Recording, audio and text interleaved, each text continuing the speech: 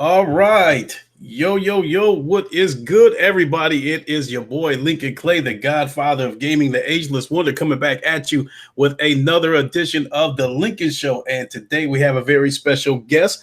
That would be Jamia Dixon, who, in my eyes, is a PC fanatic who lives and dies by the PC. He's definitely been around. I've seen him in, he supports pretty much all of us, me, Sick, Thrash, Craig, all of us. He's also a person that I've been wondering how come he hasn't, started up his own podcast yet. I've been kind of nudging at him about that because I would love to see him start up his own podcast. I think when him and Sick Humor gets together, they have excellent chemistry, and that's what prompted me to invite him to the show and keep giving him that nudge to see him start his own podcast. What's going on, my man? Why don't you go ahead and shout yourself out to everybody? It's your boy, your local console hater. Nah. Yeah, man. It's just, I wouldn't call myself a PC fanatic, you know what I mean? Because I still play console games, But it All is right, what it is. all right, for sure.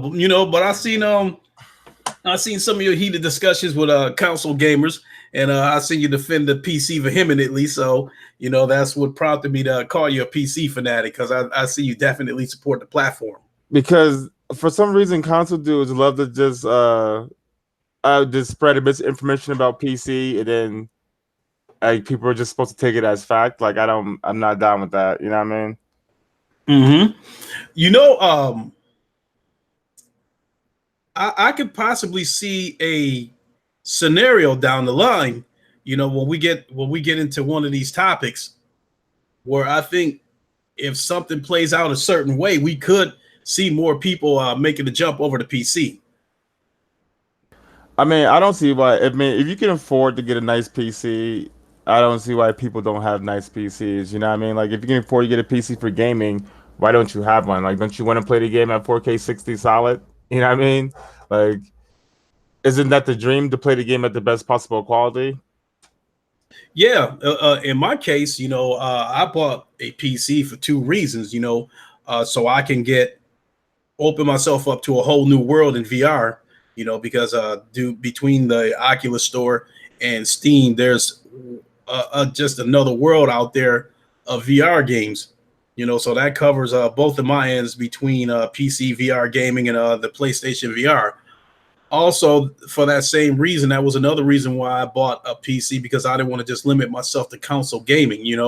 I'm sure PC has some experiences out there that you can't get on console either. So I just wanted to cover the bases on all platforms as far as my game experiences go. Yeah, I respect that. I think the same way. My thing is like, I just want to play the game at the best fidelity possible. So that's why I have a PS4 Pro for the exclusives, and I have a PC for everything else. You know what I mean? Like, that's the way I look at it. Did you build your own PC or did you buy a pre-built? No, I built my own PC. Okay. A lot of people were telling me how much money I could have saved or how much more powerful I could have made my PC for the money that I spent on my pre-built. But I did that once. I built the PC once about 10 years ago. It was my first time building the PC. I probably did about 50, 60% of the work. I had no idea how to build a PC. A guy that I worked with at the time, he sent me a pick list of like, this is what you need. So I ordered all that stuff. He came over. He started out doing the work. And then I was like, move over and let me do this stuff. So the next time I can do it without a babysitter. And boy, it's something that I would rather build a pre-built. I would rather buy a pre-built or send it to someone and let them build it for me rather than get my hands dirty. I could do it if somebody put a gun in my head, but I'd rather have somebody else do it. Man, to me, my first computer was a pre-built. It was like an Alienware. It was some Alienware Aurora or something. It was like this crazy with SLI, when it first came out, like 2000 and I think two, I think around there, or Mhm. 2003. I just came back from Iraq, and I had all this money. You know what I mean? So I just went out there and bought me one of these pre-builts. the Alienware joint, and like I never had a 360 at that time or a PS4, a PS3. I mean, you know what I mean? Like, Yeah. because that's when I had got my first computer. And I was playing World of Warcraft heavy, like Warcraft 3, StarCraft, things like that. PC, more PC based games, Civilization, things like that. And I just never really I had the urge to buy a console at that time, so I just skipped last generation. That's why, like most of the times, people talk about last generation. I'm like, really don't know how good it is compared to this one. You know what I mean? Because I played mostly PC games. Oh But yeah. ever since then, all my other computers been I built them myself, and there's nothing like building your own computer. I'm just like a nerd like that, I guess, a geek like that, because I just love building computers. You know what I mean? Like my next build that I build, I'm gonna go all fully water cooled with all the reservoirs and all that. You know what I mean? Mm-hmm. Is your current PC water cooled? No, I have one of those coolers with the radiators for my CPU, but that's about it. Okay. Let me see. I think my Alienware is, I believe, is liquid cooled, and dude, I don't know. I first got introduced to PC gaming through a guy that I worked with about I want to say, God, maybe 15 years ago. Um, he was playing Unreal. I believe it was Unreal Tournament, and he was actually making maps for the game. So he was modding and shit like that, making maps for the game, and then he went and dropped $5,000 for an Alienware computer way before Dell picked them up. I know when Like, I first bought mine, it was around like $3,000. oh my god! And Like, I see the thing firsthand, and that thing was about the size of a big ass vacuum cleaner. yeah, those were the glory days, man. Yeah, and I was like, back then there was no way you could have maybe got me to make the jump over to PC gaming, because I was like, for one thing, it was too expensive, and I didn't have enough PC knowledge to mess around with it. So I wouldn't have had the patience for it. Spartan God, I see he said PC racing this motherfucker. Ice Queen Gaming, how are you doing? With that being said, would you consider yourself part of the PC master race? For me, Yeah. no, I just say that shit just to piss people off. Like I don't. I just look at things as far as anything, as far as gaming goes. I look at it as hardware and software. You know what I mean? Like how good is the hardware and how good is the software? You feel Okay. me? So Like you don't get in the council people's face and call them council peasants, that kind of stuff. no, I do. I do just to piss people off. You know what I mean? Just to rile people up in the chat. You know what I mean? But like to me, it's like consoles have some of the best software, but PC's hardware is just undeniable. You know what I mean? Yeah, So for certain. Now a couple of people like Thrash, he go in on the PC dudes a little bit. But I probably say, from what I'm seeing, JTech go in on them pretty hard too, because he call them PC port beggars. yeah, I find it funny when games like Overwatch or like Divinity Original Sin, like even Metro Exodus, like recently, to kind of maybe go into the Epic Game Store a little bit before we get there. Um, the new Metro Exodus sold most of the majority of their games on console. You know what I mean? And everybody's trying to act like they don't know why it happened when everybody knows why it happened. You know what I mean? Like you pissed off the wrong people, and nobody bought that shit on PC. You know what I mean? Yeah, definitely. And that's definitely one of the subjects that I want to talk about, is the dust that the Epic Store has been kicking up, because they done kicked up a lot of dust and made a lot of people mad, so I definitely want to touch on that. To everybody that's watching, as I was talking to Jamia before we went live, I don't really have any scripted questions today, but I do know what topics that I want to talk about. We got Thrash in here already starting up, already kicking up dust itself. um, Yo, but Thrash is mad because I'm about to be playing Rage 2 in 4K 60. native, huh? No checkerboard shit, huh? Nah, so nah. That's what's up. I don't Vieira, how you doing? My bad. All the flat I'll screen be games back in that one I got second. on PC are games that my son wants. So I don't really, mess with flat screen. You know me, I don't really mess with flat screen games anymore. So Coon, what's up? We gotta give Jemiah a second to come right back. But yeah, for everybody else, this here listening, the subjects that I want to talk to Jemiah about, I want to get his take on the Microsoft Sony partnership deal, whatever you want to call it. About the ways that the Epic Store has been making, because we know they done pissed a lot of people off, and to get his take on the Dreamcast guy situation where he claims that he talked to a PS5 beta tester. Because he did say some interesting things. So are you back with us? Yeah, I'm back, sir. Okay. So let's start with the biggest subject out there, and that was the Microsoft Sony partnership deal, whatever you want to call it. When you first got news of that, what was your first thought? I just thought it was a smart business move from both companies. I mean, was that your thought instantaneously, or was that your thought after you got a little more information of what this deal entails? I mean, when I first heard about it, it just makes sense. You know what I mean? Like Sony went to Microsoft for their servers, so like it just makes sense. Like I didn't look anything behind that. You know what I mean? My initial reaction was shock because I know that Microsoft and Sony has dabbled with each other a little bit, with the Blu-ray and the Windows and all kinds of other shit. But still, I still feel like that Microsoft is a ruthless company that I feel like they couldn't be trusted. So I feel like Microsoft is one of those companies that'll stick one hand out to shake hands with you and got a knife behind their back.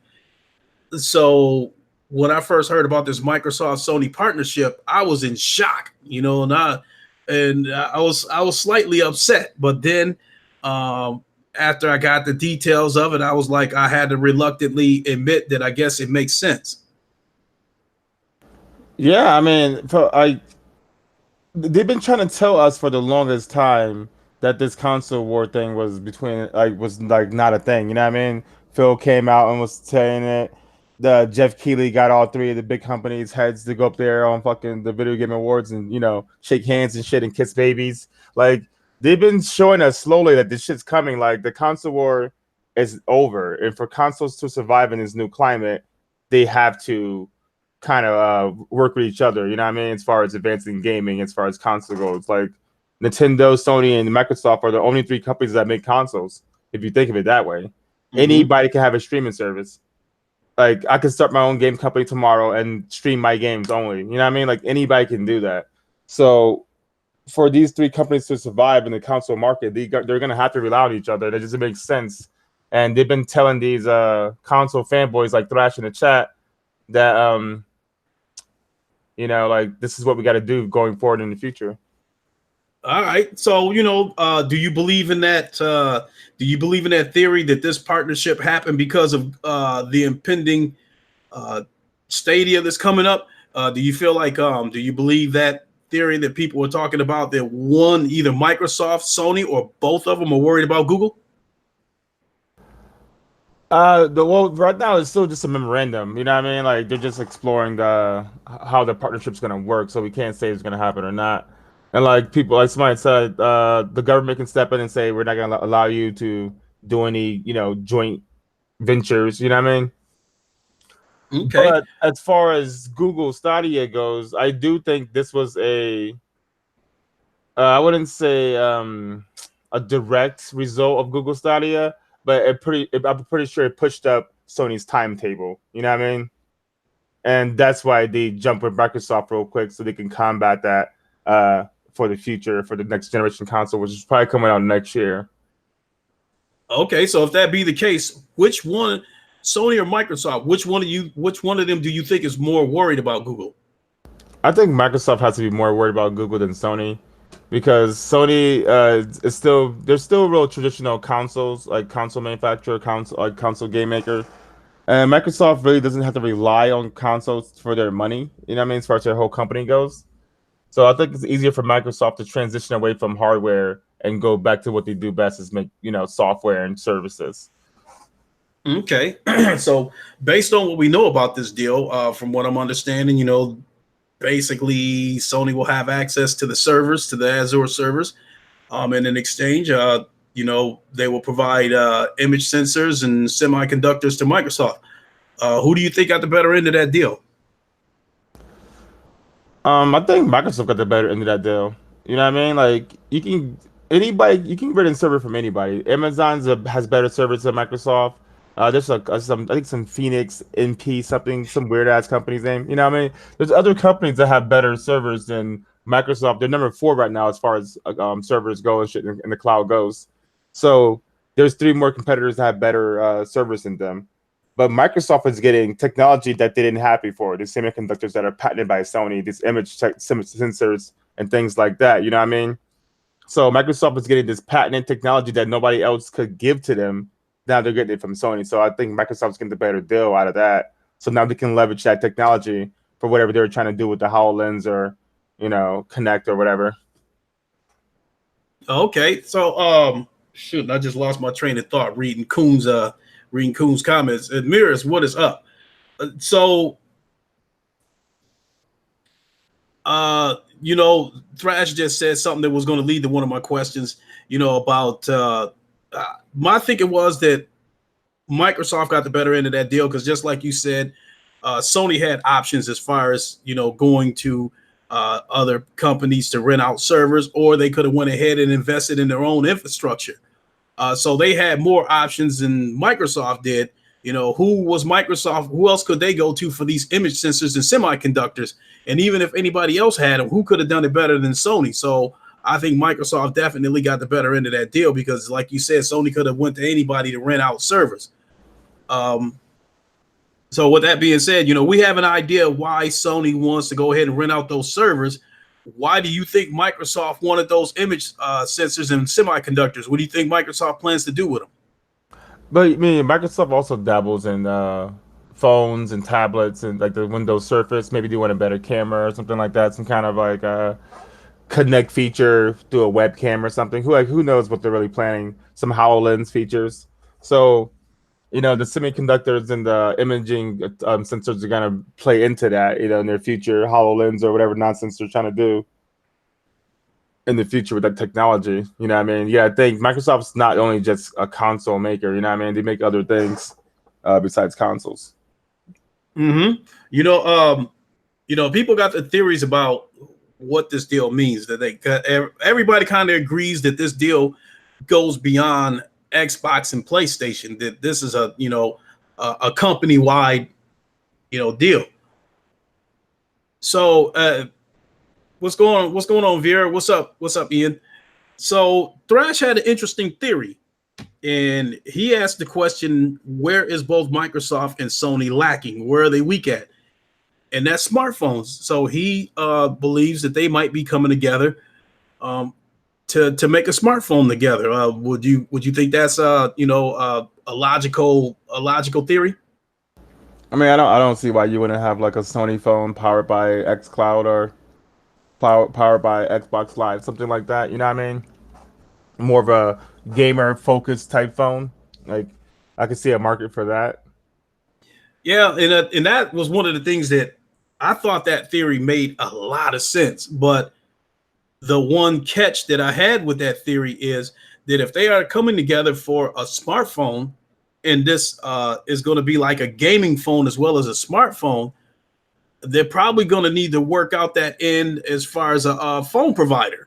Like if they were to go to AT&T, wouldn't they have to possibly work out a deal so AT&T doesn't throttle these phones or something?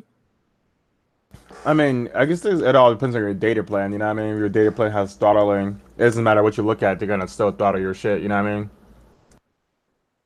Yeah, no question. Like me, for instance, I originally had 2 gigs at 4G, and it wasn't enough. And so, H Player, what's up? Big shout out for the donation. I can't thank you enough, my friend. I've already got everything that I need to get. Got the everybody's golf. I pre-ordered Blood and Truth. I got the Firewall DLC, all made possible by you. I can't thank you enough. So back to this possible cell phone deal. As I was saying, I was normally getting 2 Gs a month. I go over that, then it goes down to 3G, and that just 3G just wasn't cutting it. So I went ahead and paid the extra $10 for unlimited 4G. Do you see like Microsoft and Sony having to work something out like that with, like, say somebody like AT&T? So if they end up using the data plan, then the performance of this phone wouldn't be compromised as far from a gaming standpoint. I doubt that just because of the way these phone companies have such a grip on, I guess that's such a grip on their own market. You know what I mean? It's like all these cell phone plans really just screw you over in the end. You know what I mean? As far as data goes and data caps, even if you have unlimited, you pay for unlimited, they still have a data cap on you. You know what I mean? It's weird. Yeah. Yeah, even though I'm paying for, even though I got unlimited 4G, I do notice drops in my performance. Areas where my signal is just awful, that kind of thing. JD Max, what's up? So what else? What else can I ask you about this deal? So, what about this theory that, especially with the Xbox, them thinking that this deal automatically meant that Sony exclusives are going to come to the Xbox platform? I think some people probably were joking at first, and then it got out of control. You know what I mean? Because I seen like everybody's using that as something like, oh, they're gonna put it on any device. So my thing is like, they're gonna put it on any device, right? So they're gonna put it on a freaking toaster. They're gonna put it on a refrigerator. You know what I mean? That shit has an LCD screen. Like people take this any device thing and try to make it out seem like they're gonna put it on Xbox, which I think it's hilarious at best. You know what I mean? Yeah, definitely. One of the things that I thought about this partnership, that I do believe that gaming is going to be involved.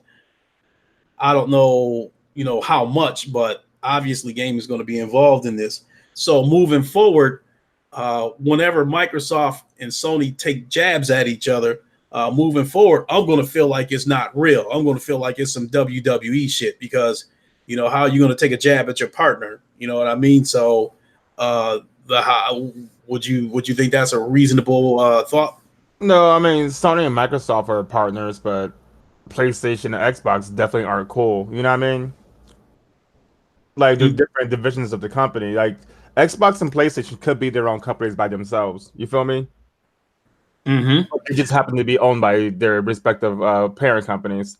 So I just feel like Xbox and PlayStation don't have any love for each other. It's just the fact that their bosses are making them work together, or making are working together for their benefits, I guess, individually.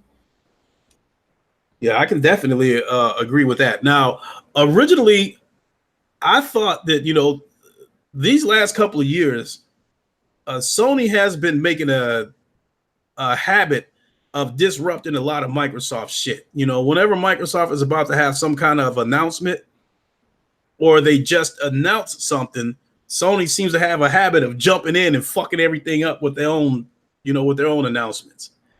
Like what was it, last month on the day that the Inside Xbox was supposed to air? Sony jumps in that morning and Mark Cerny reveals, some of the specs of the PS5, and like fucked up everything. Because of that, that led me to believe that Sony was going to pull some kind of a stunt on E3, and make some kind of announcement to try to fuck up Microsoft's E3. Do you think that could still happen? I think it's going to happen. Their next state of play is for June, right? Like Yeah, they're supposed to do these state of plays, I believe, once a month. like I said before, I don't think there's gonna be any like gloves, being put on for Sony and Microsoft. Like Sony, PlayStation still wants to be the market leader. Sony still wants them to be the market leader because that's most of their company is entertainment. You know what I mean? So I think that the competition is gonna stay as it is. But like I said, the overall companies themselves, they're gonna work together to make more money. Period. If that's a smart way to do it, they're gonna do it. Like companies don't have this grudge, this fanboy mentality, like we maybe try to give them sometimes. I mean, Mm-hmm. yeah, they may poke jabs at each other, but at the end of the day, they both know if one of them fails, and the gaming itself on consoles has a risk of failing altogether. You know what I mean? Yep. Without question. Another thing that I was wondering, for the longest, everybody had been speculating what the price of the PS5 is going to be. Some people think it's going to be 500, some people think it's going to be 400.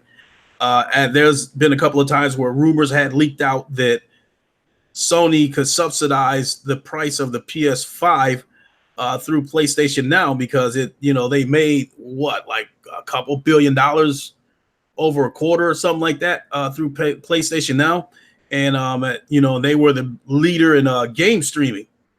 So now that they made this deal with Microsoft and their servers are supposed to be like 94% cheaper than the competition, do you think that that could further solidify that theory that Sony could subsidize the PS5, and that could all the more put a possibility on the console launching at $400?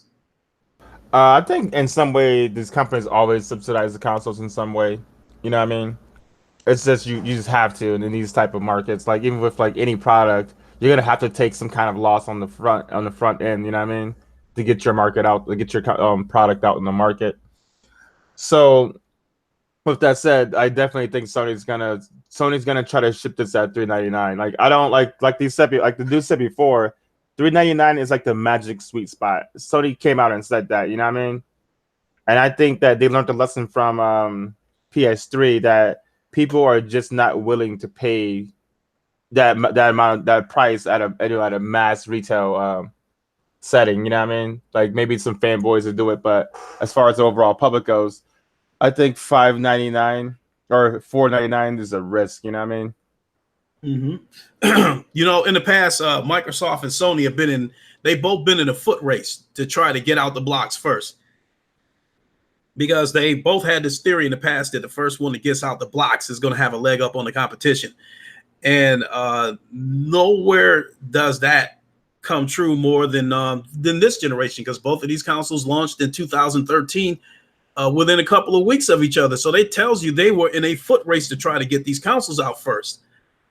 Do you think it's going to be like that for the next generation? Do you think they're going to be in a foot race to get PS5 and Anaconda out, or will they both say, "Hey, we can both, make money off of this. You go first, and then we go the next year"? Or do you think it's going to be a foot race again?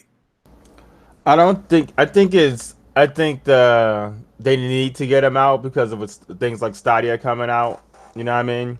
So, but with that said, though, I think they're still gonna try to do it the proper way. You know what I mean? I don't think they're gonna try to rush this because I don't know if they really want to invest in another mid gen refresh as far as they go. You know what I mean? As far as the manufacturers go. So I think these consoles are gonna be as strong as they need to be to last 6 or 7 years. I don't see them doing any mid-gen refreshes for this generation. Like I hope not. I hope that when they come out, they can last for 6 or 7 years. You know what I mean? Mm-hmm. So I don't think they're gonna rush them out, but I think that definitely everybody's definitely trying to go a little faster with Stadia's. I think announcement next month or said, or in the summertime they're gonna announce all the pricing and all that. So like I said, definitely timetables have been kicked up in both Sony and Microsoft's camps. Yeah, I definitely agree with that. I think with Google around the corner, whatever the plans were, it probably accelerated them. Uh, what do you think would happen if we reach a point where streaming, like as far as from Sony, Microsoft, and Nintendo, what do you think would happen to gaming if we reached a point where all three of those companies um, gave you cloud gaming, where that was your only option? I mean, I think that gaming will just keep going on as it always gonna, as entertainment goes on. You know what I mean? Because we may, as hardcore gamers or older gamers, we may say, "Oh, this is bullshit. We don't want streaming." But there's some kid who turns 15, 12 years old every day who wants a new console or wants this and that or wants this game, and if parents just go out there and buy him a $50 controller and he can just play all this shit on the Stadia, you know what I mean? And he can also watch his favorite YouTuber, Markiplier, or whoever, and then click on that shit and be playing the game live with them. Like that's the new generation of gamers coming up. Like we can say all we want, but we just gotta accept what it is. Like in 20 years, streaming will be probably the majority of all gaming. Like, and you just gotta let it go, man. Like that's all it is. Yeah, I've got my mind made up. I'm not on board with this with this streaming stuff. I'm an old head. I'm stubborn. I'm stuck in my ways. And if we reach that point where cloud gaming is your only option through Microsoft, Sony, and Nintendo, that's when I become 100% PC and make the full jump over there. Do you think that do you think the cloud gaming would take over the PC landscape? Or because my thinking is that if if cloud-based gaming were to take over the PC landscape, I think that would be detrimental to the PC gaming industry because you wouldn't need to build a $2,000 computer if you're going to get the same kind of performance out of a $50 flip phone that you bought at a gas station. The reason why, yeah, the reason why I think that streaming won't take over PC is because all the people who would bother to build a PC build it because they want to have certain specifications for what they want to do, or they want to have their freedom to mod their games, or they want to have their freedom to, let me see, play at a certain frame rate or a certain resolution. You know what I mean? Without being told, or like with Rage 2, like on console, all you can do is play it at 1080p 60. You know what I mean? On PC, you have the options to play it at 4K, 1440. 1800, you know what I mean? I can play that anything I want, 60, 30, 144. So people who bought PCs for those reasons, for those freedoms, I don't see how streaming can satisfy those people. You know what I mean? Mm-hmm. So I don't. That's why I said I don't worry about streaming as far as a PC player, because it's just not it's just not the market for us. You know what I mean? It's for college kids who don't have enough money to afford a PC or buy a console, so they could just stream it on their browser and play Assassin's Creed. You know what I mean? Like, I don't see it as, it's like, I don't like. The thing is, like, as far as gamers go, the hardcore console gamers are going to be there, and the hardcore PC gamers are going to be there. You know what I mean? We're not going to go away. They're just opening up a new avenue to make more money because they understand that consoles are a niche market. They understand that, and they have to make more money, so they're going out to these different avenues, which I don't see why people are getting crazy about, when I think they're just going to be working in parallel, like they said. Yeah, no question. So, two of the prepared questions that I did have for you is that, again, that if Sony, Microsoft, and Nintendo were to go that route where cloud-based gaming was your only option, would you see more people transitioning over to PC, or those that are stuck over there are just going to accept whatever is getting thrown at them? I mean, I don't. If that's the only way that you'll get a PC, then don't get a PC. Like, you know what I mean? Like, everything you want now or in the future, you can get now on a PC. 8K, all that nonsense. You know what I mean? Streaming, the Nvidia Shield, you can stream your games with that, like to your phone and whatnot. So my thing is, like, people who need these dire consequences for them to change, or for them to call out their favorite, console maker. Like, I think that's kind of folly to wait till that point to be like, okay, I'm gonna get a PC. Yeah, you know what I mean? You gotta show your support for what the games and the platforms. Otherwise, streaming will take over if nobody's buying games, as far as, i.e., Xbox dudes. Okay, yeah, no doubt. No, this is a Google Stadia question. Last night, before we started the roundtable, we were having a discussion before we went live, and this metaphorical cat was up in there, and he said that Google Stadia, that old folks was part of their target demographic. What did you do? What did you think of that theory? Older people, like senior citizens. To me, my definition of old people are people like me, 52 years old, that I've seen the evolution of video games, going all the way back to 1977 when I first got my video game console, which was a Telstar. So for him to think that people like me might be part of the target demographic, I thought was ridiculous, because I'm one of those people that's stuck in my ways when it comes to gaming. I need local hardware. I just don't think I'm going to be on board with this streaming stuff. So with him thinking something like that, do you think that's feasible? Do you think that's I think that's nonsense. Like, that doesn't make any sense to me, at least. Like, why? Like I said, I think this new streaming it's for like it's for these kids who play on their cell phones and kids who play on their fucking parents' tablets. You know what I mean? Like this streaming thing, it's not for the current PlayStation or console or PC gamers. And this is why I don't understand. People can't understand that. This is just not for you. Like when Sony's first did play, right? They showed a bunch of VR stuff. I'm pretty sure you're into that. You're probably interested. You know what I mean? More than the average person, right? Oh yeah, I People, was doing a backflip. yeah, I like actually speaking of VR, like my boy at work, I'm about to probably buy his he has a PSVR, probably buy it off him for like 150. So Oh, you about to join us? I definitely like I said, yeah, I saw Blood and Truth and I definitely want to play that game. Like when I saw Horizon Zero Dawn, I went out and bought a PS4 Pro because I wanted to play that game. You know what I mean? Like Mm-hmm. unlike certain people, I don't prevent myself from enjoying anything because of it's on any platform or wherever somebody makes it or whatnot. You know what I mean? Like I just don't get that. But what I'm trying to say is, people like to diss things that they don't like, but that doesn't mean that it's still not relevant. You know what I mean? Mm-hmm. Well, shoot. Now that mentioned the VR thing, let me slip a couple of VR questions in there. So, first I want to talk about the blood and truth. Um, the file. First of all, let explain to people a little bit about the VR landscape. A lot of these games are small. Um, these VR games. I think they're designed to be small so people are not standing up for hours, whatever the case may be, playing these games without taking a break. So a lot of these games, the file size is anywhere from like 1 to 8 gigs. You might have those AAA type VR games out there, like Lone Echo that's got a file size of 20 gigs. You have Firewall that was around 19 gigs, and with the recent DLCs and stuff like that, I think that file is up to like 28 gigs. Blood and Truth is 34.2 gigs. That's the biggest file I've ever seen for a ground up VR game.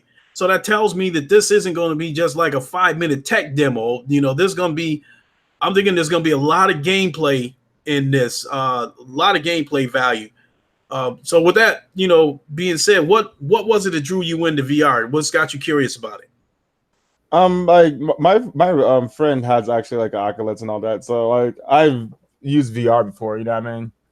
But as far as VR was going, I mean, I knew that it was just still like in this early, infant stages. So I was just waiting for the games to get up to par.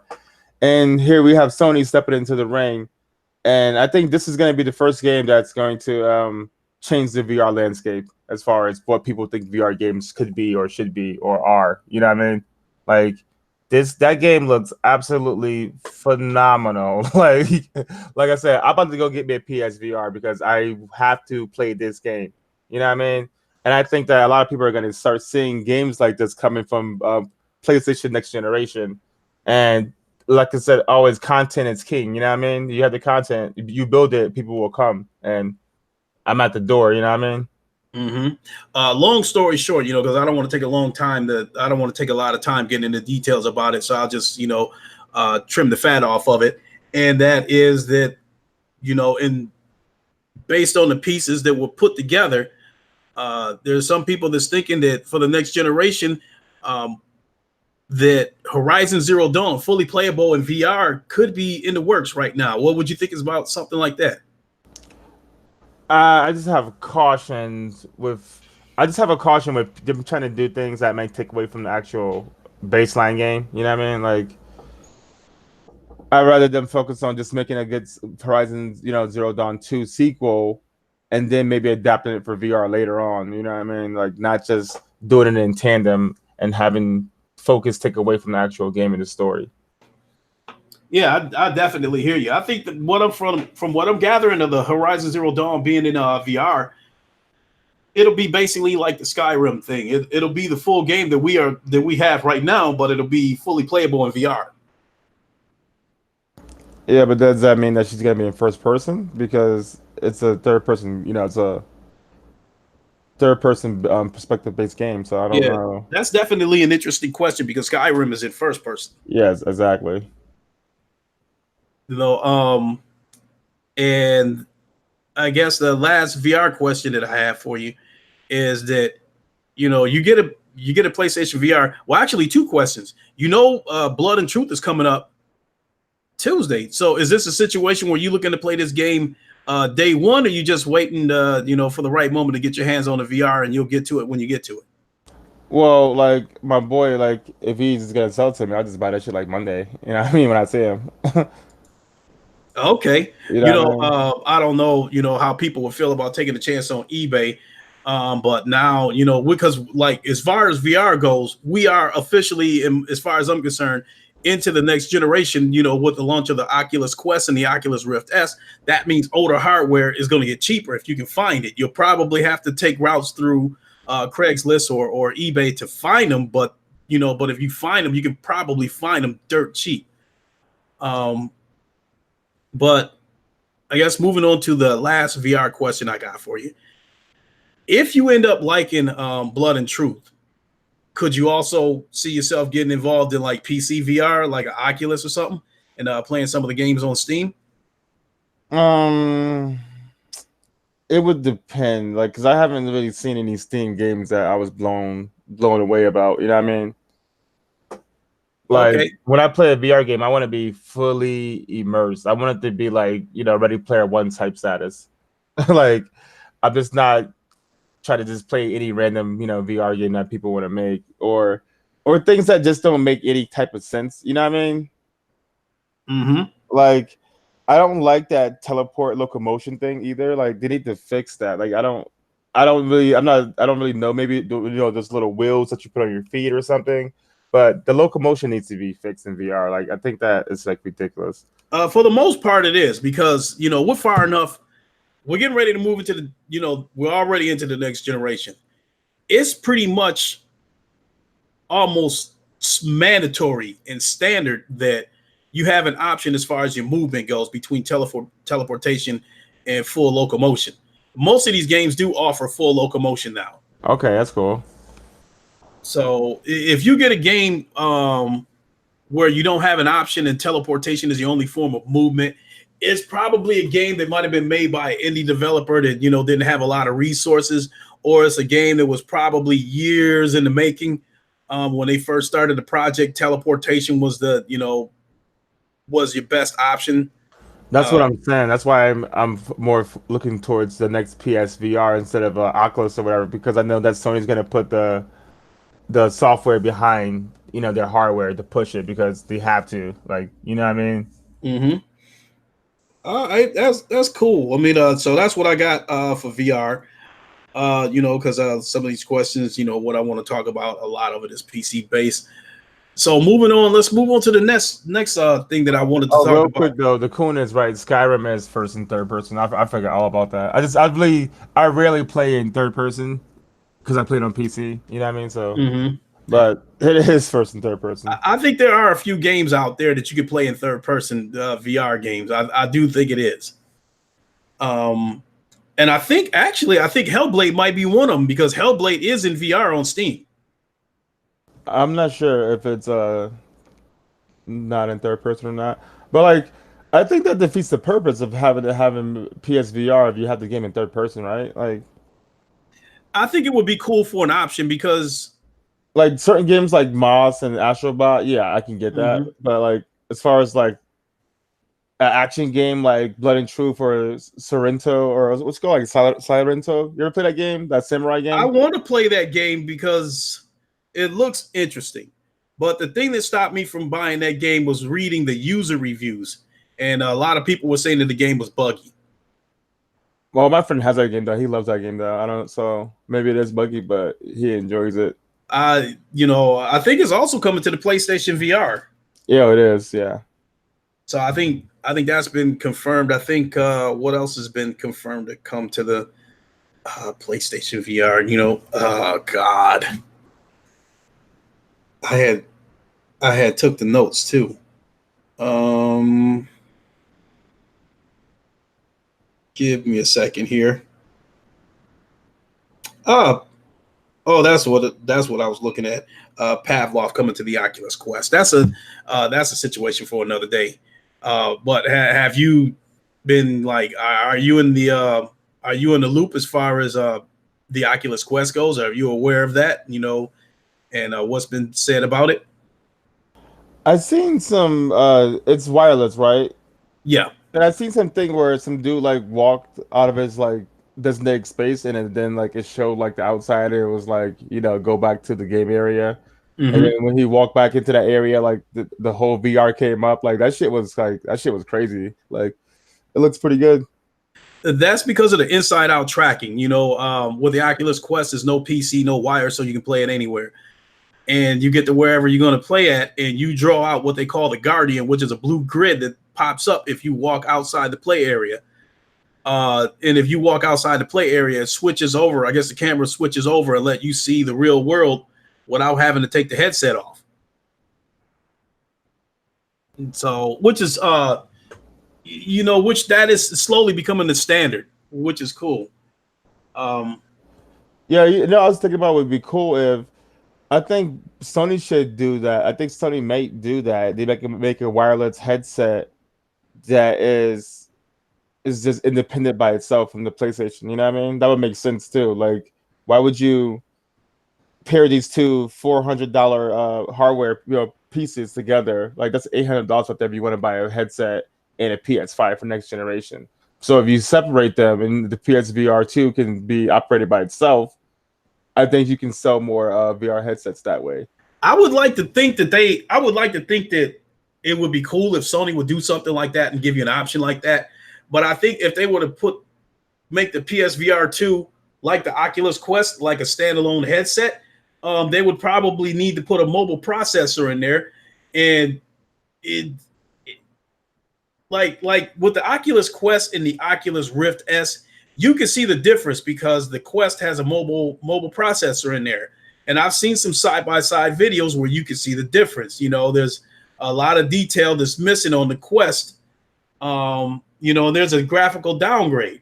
And I think the purpose of the PSVR 2 is, to have a graphical and a power upgrade. Yeah, but this is the kicker though. You have it so that if you have a PS5 and you pair them together, that's when you get that optimal performance. You know what I mean? Wouldn't something like that require them to put two processors in there, one that pairs up with the PS5 and the other one that's mobile? So if Not they're if on you the just go. not if you just stream it from the PSVR. You know what I mean? I mean from the PS5 to the PSVR, you just stream it Mm-hmm. like a remote play type of thing. Like it'll just take over as just the display. You know what I mean? Basically from the PS5. Mm-hmm. Well, it'd be interesting to see what they come out with because while we're waiting for the PSVR 2, technology is moving ahead with VR. People are moving ahead with their VR headsets. By the time the PSVR 2 comes out, which I'm definitely looking forward to it, but it's going to be another face in the crowd, so to speak, because there's going to be a lot of headsets out there already. I mean, we got a few coming out right now. We already got the Quest and the Rift S that's out. We got the HP Reverb that was supposed to come out last month, which I understand is still coming out soon. We've got the Valve Index that's coming out next month. And I think we've got the Vive Cosmos that's supposed to be coming out in the third quarter. So by the time the PSVR hits, there's going to be a trillion headsets out there.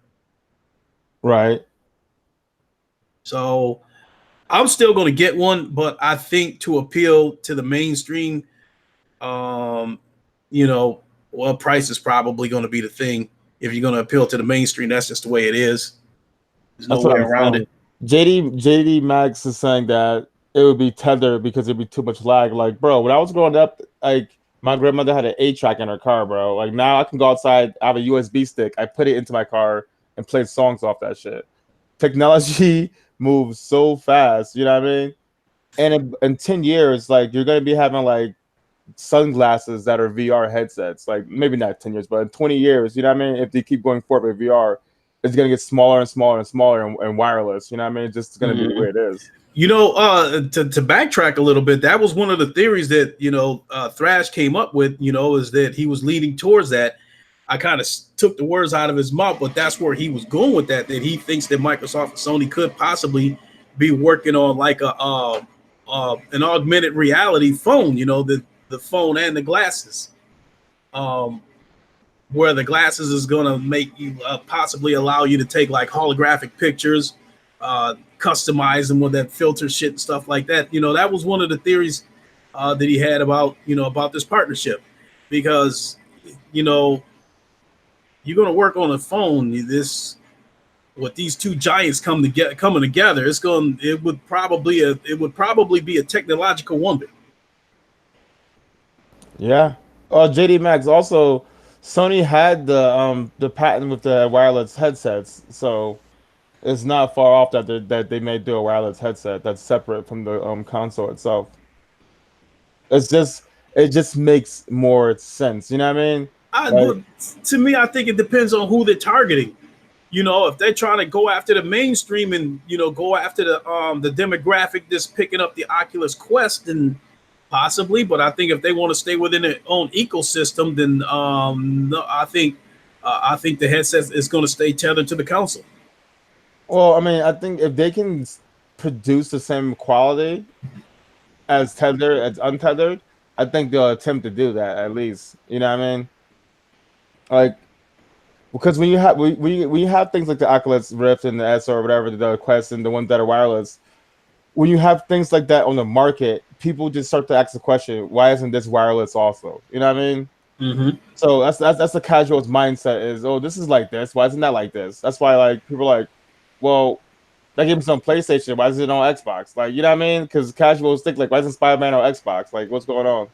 So I think it would behoove Sony to go with the market, and also wireless is going to be the future. Like, remember you used to have a Walkman with tape in there with fucking these huge headphones, this thick ass cord. You know what I mean? Mm-hmm. Now you got Apple iPods, AirPods you just put in your ear, like freaking like earplugs. You know what I mean? Yeah. So I see wireless becoming the future for VR. I think that's the only way for it to go forward. Is to untether itself from a PC or a console because that's just extra cost that some people just don't want to pay, and that'll open it more up to casuals as far as the VR market goes. It's just a Yeah. smart move. It's already here, but it's expensive right now. You can buy adapters that would make like the Oculus and the Vive wireless, but it's an expensive adapter. But with the PSVR, some of the patents that I've seen, it's a foregone conclusion that this headset's going to be wired. I would hope that the charging cable, I would be led to believe that the charging cable that will come with this headset will allow you to plug it into the PS5 and hardwire it if you choose to, which is my hope. But I've also seen patents. I've also seen a drawing for a patent that will allow two headsets to be simultaneously connected to the PS5 wirelessly. So Sony definitely got some technological things working, in the works for the PSVR next iteration of it. Yeah, I mean, just wait and see. Really, I mean, Mm-hmm. So now I want to go on to a subject that's kind of been rubbing you the wrong way, and that's the shit that Epic has been doing with the Epic Store. They've been kicking up a lot of dust. it hasn't been rubbing me the wrong way. I just don't like the fact that people are people acting like this is not a legitimate thing for people to have a problem with. You know what I mean? Like everybody who has a problem with the Epic Store has a right to have a problem with the Epic Store because it's bullshit. Like for me, I just look at it as the companies are just gonna do bullshit. You know what I mean? So what am I gonna do? Not play the game? You know what I mean? Like that's the only choice you have. The only choice you have is not to play the game. Like I said, I bet you Exodus, it's come out that the majority of all the sales of Metro have been on console because the Epic Store, even though Epic came out and tried to talk shit, like how many freaking copies sold on the Epic Store, it's not significant enough as it used to be when it was just on Steam. You know what I mean? So people who don't want to buy from the Epic Store aren't gonna buy from the Epic Store. But like I said, like me personally, like I think it's fucked up. But at the same time as certain games like Control, I want to play that on PC. You know what I mean? So what am I gonna do? Not play the game and wait a year? Okay, so what is the biggest issue you see with the Epic Store? Is it The that biggest issue with the Epic Store is they're trying to basically control. They're trying to turn PC guys into console guys. They're trying to control every. They're like they don't have mods in there yet. You can't like they just recently put in a search thing. They don't have a freaking cart. They don't even have a cart, bro. Like you have to buy every game one at a time. You just can't put 3 or 4 games in the cart and then buy the game. And if you buy a bunch of games and too close together because you have to buy them separately, your account gets flagged for freaking for fraud. So like it's just Yeah, I definitely wanted to ask you about that. Hearing about somebody getting banned from the Epic Store for buying yeah. too many games. It's the thing is just it's not for ready for prime time, and that's always been the issue from day one that people from Steam have been saying. We've been saying like, why aren't the basic features that Steam has already in the Epic Store?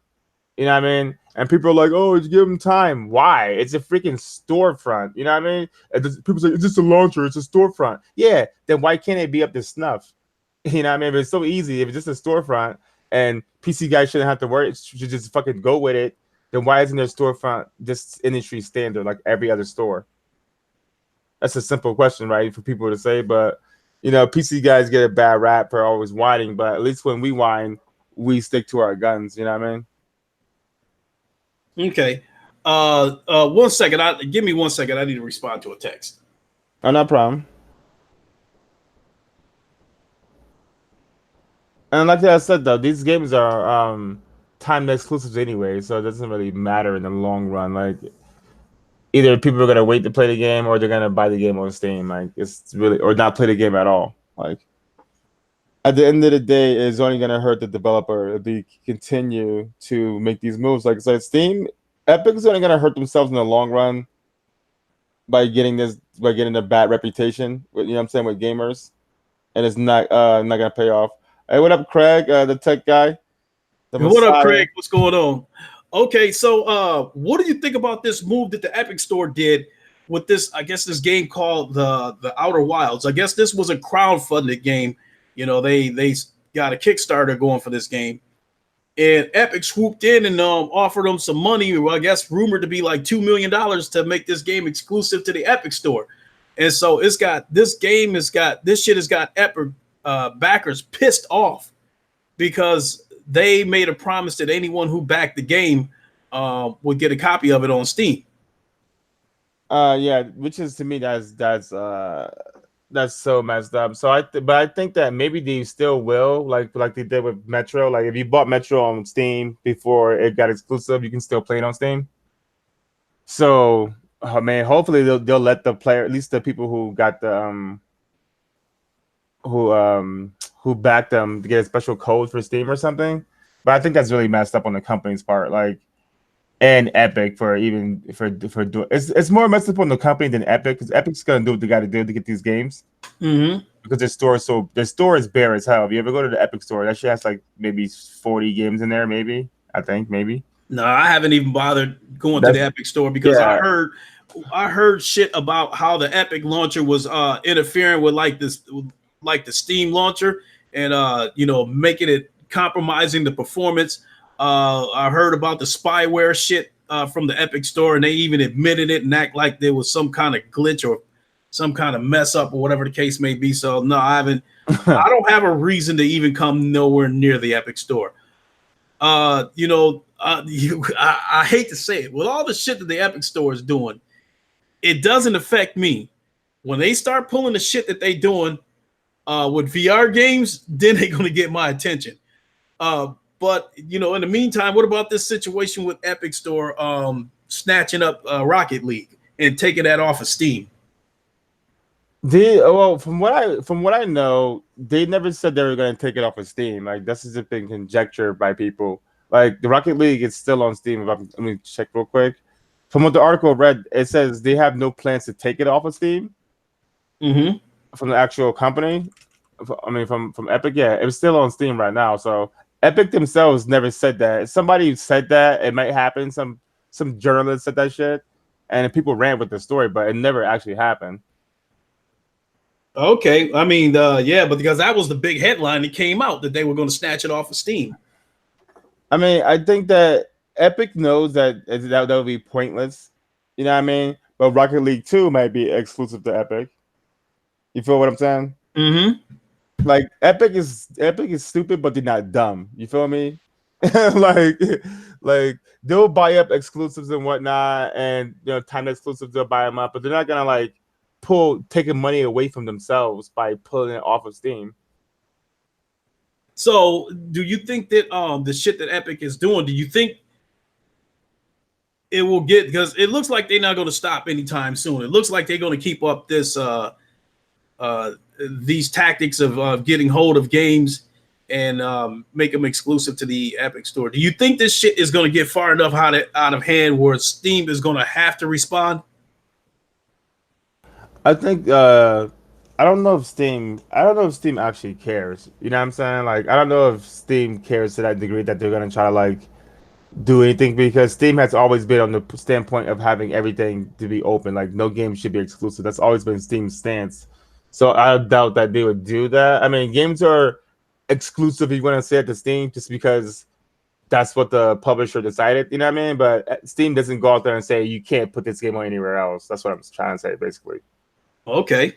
But I think in the long run, it's gonna be up to the gamers. So, like I said, with Metro Exodus, if more games start coming out on PC and they're Epic exclusive, and they start doing terrible as far as game sales go, and when they come out on Steam, they do good on game sales. I think that companies or developers are gonna start seeing that PC gamers aren't playing their shit, and they won't buy the game on Steam if you make it exclusive. And that's the only message that they're gonna understand is when their game fucking comes out in the first 3 months and it sells fucking 40,000 copies. They'll understand that. You know what I mean? Yeah.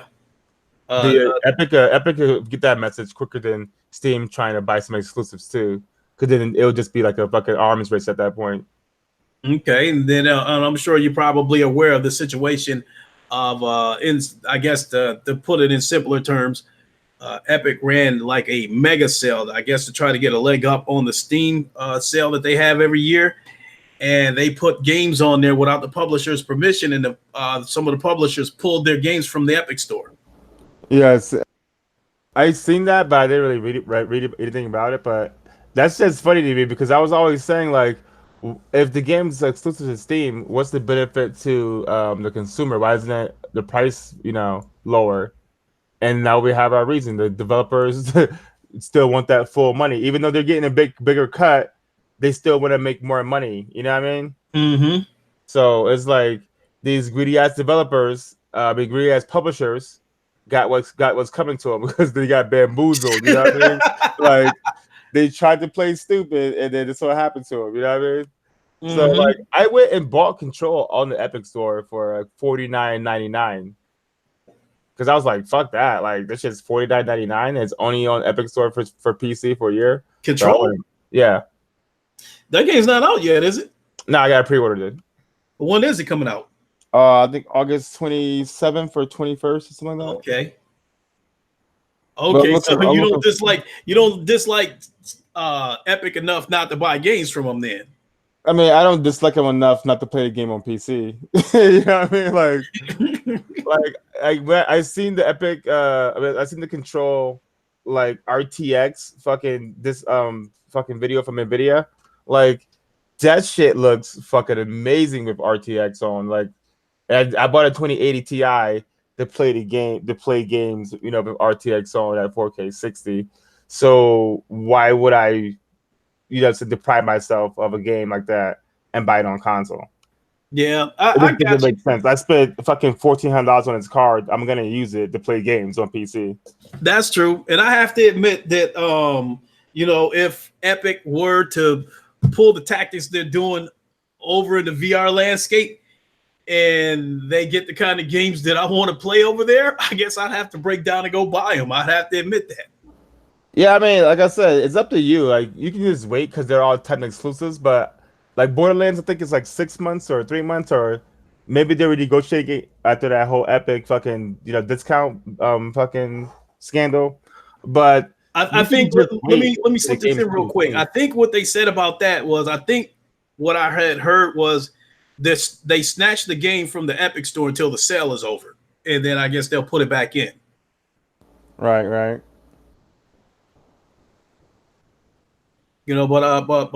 Please, my bad. Go on. Please finish up what you were saying.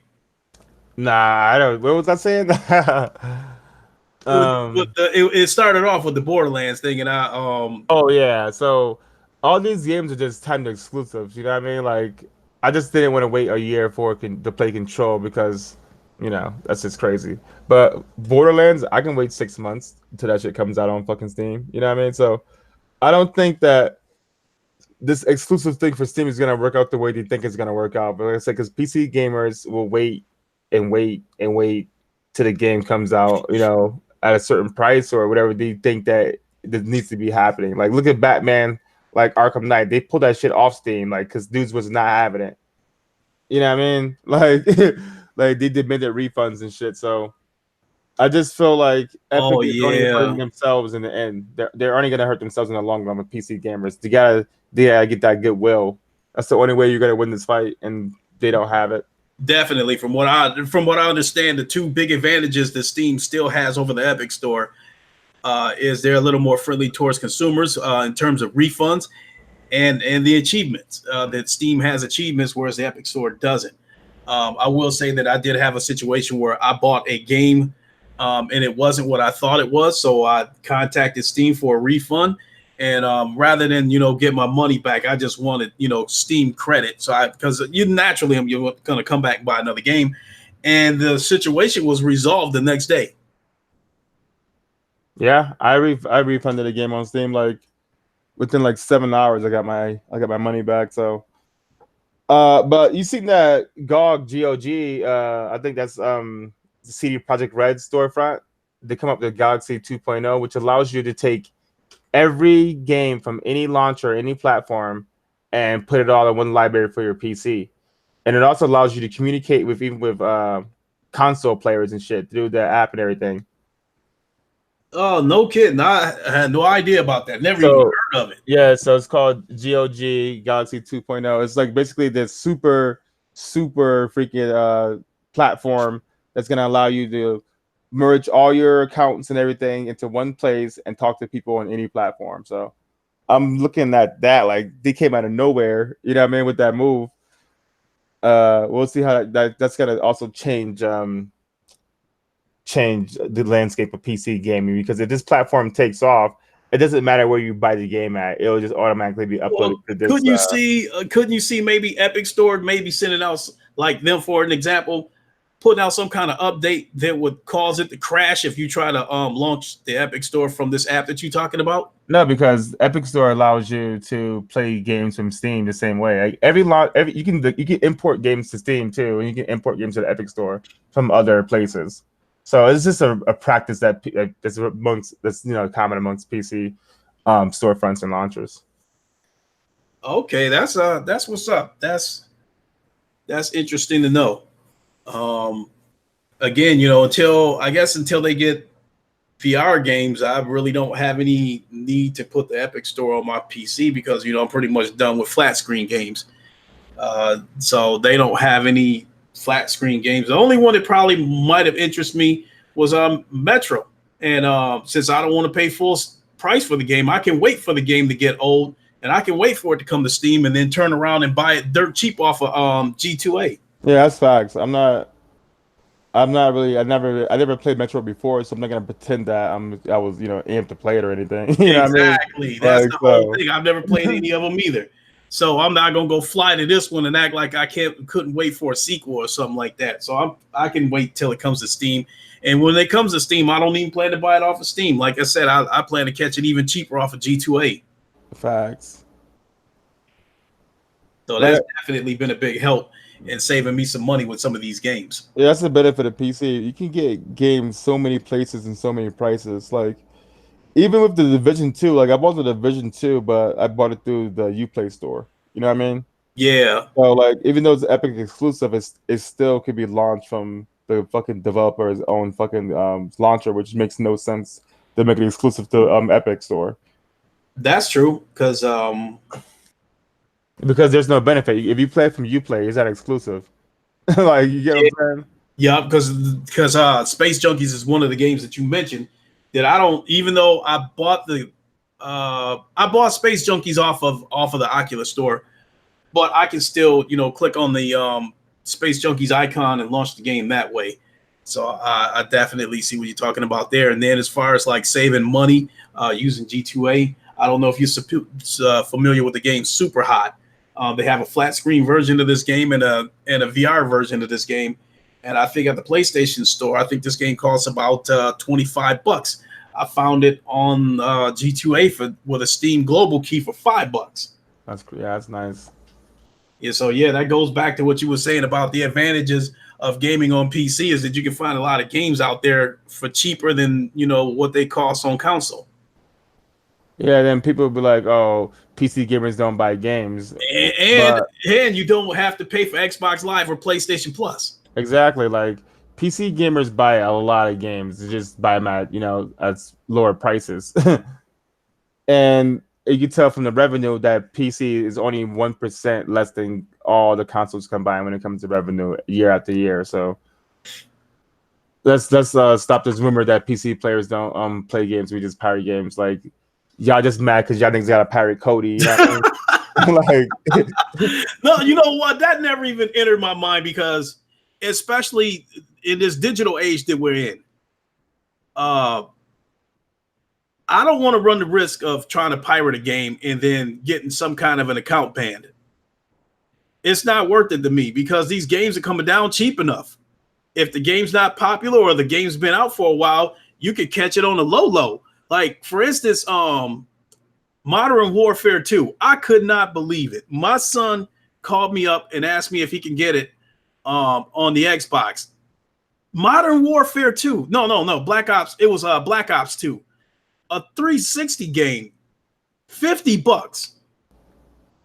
that's crazy. I turned around, and then the thing about it is, it was not an Xbox One X enhanced game. So the game was still running in the 1080p or 720p or something like that. Shit, could you just go buy the game from GameStop? That's what I was trying to explain to my son, but he wanted to play it right then and there. So I went ahead, and I went ahead and let him get it for a birthday present. But then when he came over last Saturday, I turned around and jumped on G2A and picked the game up for $8. And I was able to set it to 4K 60. Is that game's not cross-play with Xbox, is it? Nope. He was playing with other PC players, so he had his moments where he was getting his ass handed to him because PC players are a little more competitive, and then some of them are using mouse and keyboard and shit like that. So Yeah, but it's still the point that I was trying to talk to my son. Like he don't live with me, so I wasn't going to be able to sell him on the idea of getting it on a PC because the only time he get to play it is whenever he comes over here. But that shit right there, with that shit costing $50 or something like that, is making me look long and hard into wanting to get him a PC. I would probably have to drop $1,000 to get him a PC this worth playing. But at the end of the day, I think we would also save a lot of money on games being able to get them on G2A. Definitely, you guys like. I don't even understand how people are still allowing Microsoft to tell them that Xbox is backwards compatible because it's not. Like, you cannot put in any disc from a 360 into an Xbox One and play the game just natively. You cannot do it. That means it's not backwards compatible. It's a fucking you have to download a Xbox One version of the game to your Xbox to play the game. Your CD is just a fucking CD key. It's just you know what I mean. It's just a fucking placeholder to make sure that you have the fucking actual game. Like they're just downloading a fake version. I mean, a different version to your system. So it's not backwards compatible. If you have a list of games that are compatible and the other ones aren't, that's not called backwards compatibility. So I don't know why people allow that to happen. Like Thrash have been saying that for the longest. I've been saying that That for the the Xbox longest. One, Yeah, that it's not compatible. And it kind of went in one ear and out the other. And and he was talking about that emulator shit. And then like you just did when you broke it down that okay, if you stick the physical disc in there, it's not going to work. How am I incorrect on competitive? Like, you can't. There's only certain games that you can play. If it's not on the backwards compatibility list, you cannot put the disc in the game in your system and play it. As simple as that. And PC, I can play any PC game. Wait, it's not a CD key that downloads an emulated version. when you put your game in your disc in the Xbox, does it not download a version for a new version? Like, does it not do that? Okay, it downloads something that allows you to play the game. But if you download the game digitally, isn't that a different version? If you don't have the CD, you just download the It digital very version well of it. could be because, like, take the PS4 for instance. You could actually on the PS4 dashboard, you could actually have the physical version of the game and the digital version of the game right next to each other on the dashboard. If you buy a game physically for the PS4 and then you decide that you want to buy the game digitally, you have to delete the physical version of that game and then download the digital version. So in that aspect, what you say, it makes a lot of sense, Jemiah. Um, compared to something that it's some kind of wrapper issue. I mean, I understand what you're saying, but from what I read, I don't think that's from what I read. I'm not sure if that's true. You can give me a link on competitive. I'll be happy to be proven wrong. Mm-hmm. No, I understand what you're saying about backwards compatibility, but what I'm saying is, if the game just played from the disc itself, they can't stop you from playing that game. Then, right? If it's true backwards compatibility, I can just put it into the thing and it works. Like if you have a PS1 game right now, you have a PS2, you can still go there today, put that PS1 game in your PS2 and play that PS1 game. That's called backwards. It's built into the hardware itself. It's built into the DNA of the console. You get some wrappers or whatever the hell from the internet to allow you to play the game because of fucking whatever the hell. It's not backwards compatibility. Yeah, It's that's software. I don't believe in software BC. That's nonsense. That shit doesn't, because at any point they can just say nope, it doesn't work anymore. You know yeah, what I good, mean? They good, can, good point. like Excellent point. we're not supporting BC anymore for these certain games because of money issues or whatever. So we're just taking them off the store. You can't play them anymore. So thanks for rebuying a Modern Warfare 2 for no reason. You know what I mean? Like that's not no like. Yeah, that made me sick to have to drop that $50 for that Modern Warfare 2 when I know we could have went to GameStop or Craigslist and found a game for $5 or $10.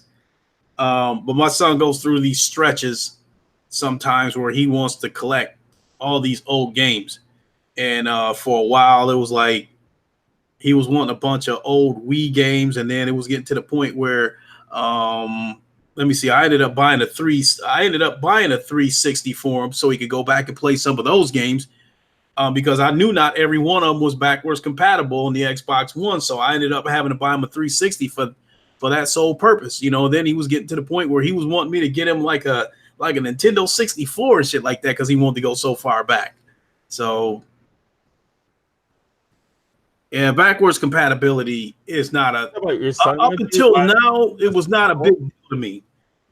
The only reason why it's a big deal to me now is because when the PS5 comes out, they're going to allow us to carry our games over to the PS5, and the current PSVR headset will work with the PS5. Other than that, I wouldn't care for backwards compatibility. It wouldn't have made a difference to me because until I got into VR, I was the type of person that always wanted to go forward with games. In terms of the graphical upgrades and that kind of stuff. I'm not buying a PS5 so I can go back and play PS2 games. I want to play these PS5 games because they're going to look amazing. I don't want to go back to playing some dinosaur shit.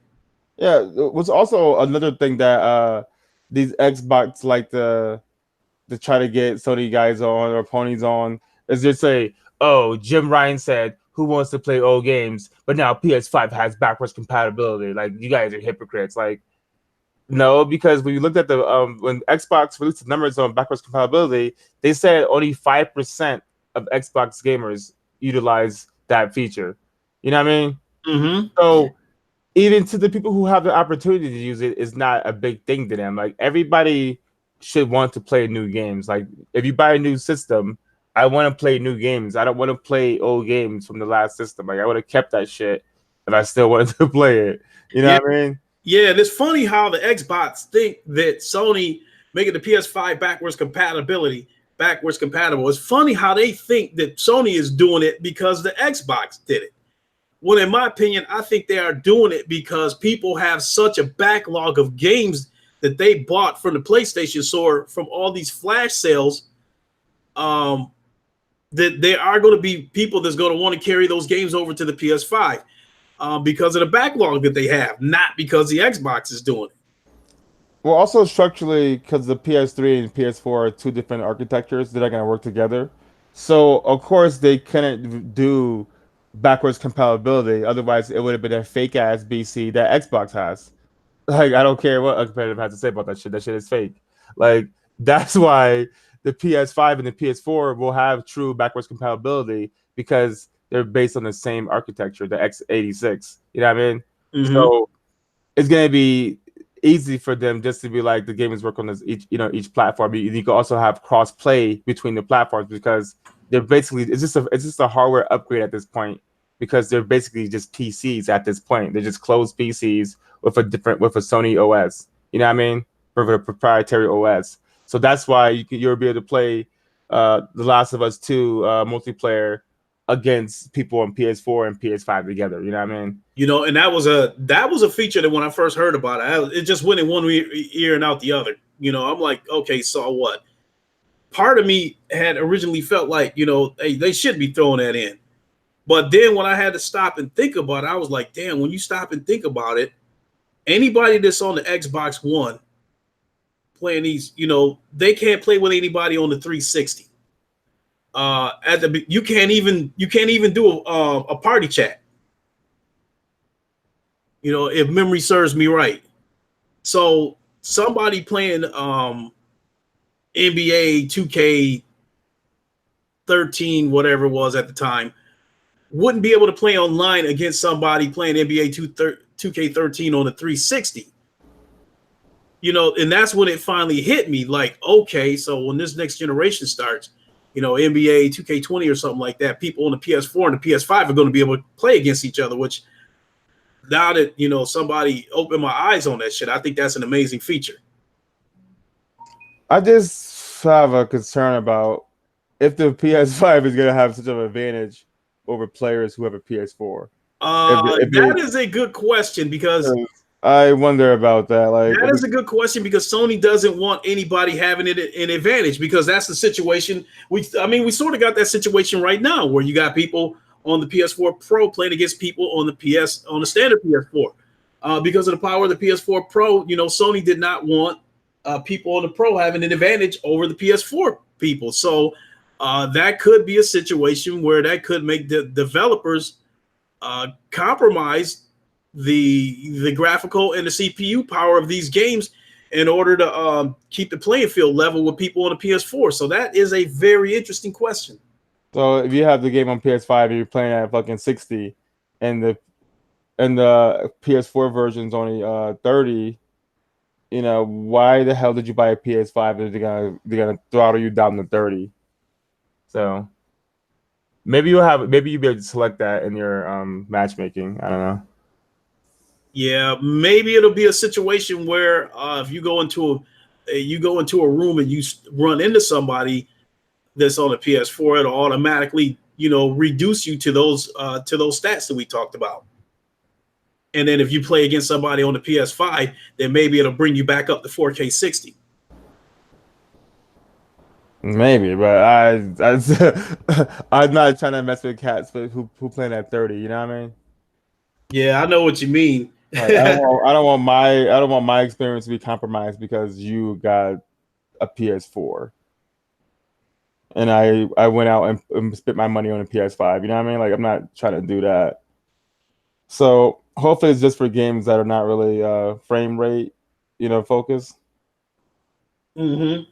So yeah, you make that is definitely an interesting point. My son has gotten on board with this frame rate stuff because, again, going back to that situation of him, wanting Black Ops 2, I got it for him on the Xbox, and then when he came over here and I got it on the PC, and he was able to play it at 4K 60, he didn't touch it on his Xbox that day because now you're going back down to like 720 or 1080p, 30 frames per second. Versus versus being able to turn it up to 4K 60. Like some games 30 doesn't matter. You know what I mean? Like it doesn't, it doesn't matter, or it's done well, like in Horizon Zero Dawn is done very well. But for the most part, for these online games, these online, Twitch shooters and all that shit, you need to have 60. Like I don't understand how people play Call of Duty at 30 or whatever, if it's like that on the console or whatever they got to do, because it just like to me it's like you're not really into these games if you are not gonna try to play at the most competitive highest levels. You know what I mean? Which is on PC. Mm-hmm.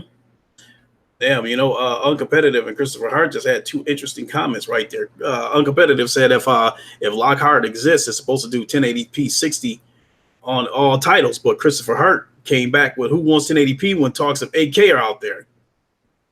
Hey, some people like the dude Le'Veon, he was like he would rather play at fucking 720 or some crazy shit he was saying. You know what I mean? So Shit, as it stands, it makes me sick that when I stream games, the best I can do is 720 in terms of streaming it. bro, people still have PS4s, base PS4s. You know what I mean? So people still bought Slims after the Pro came out. You feel me?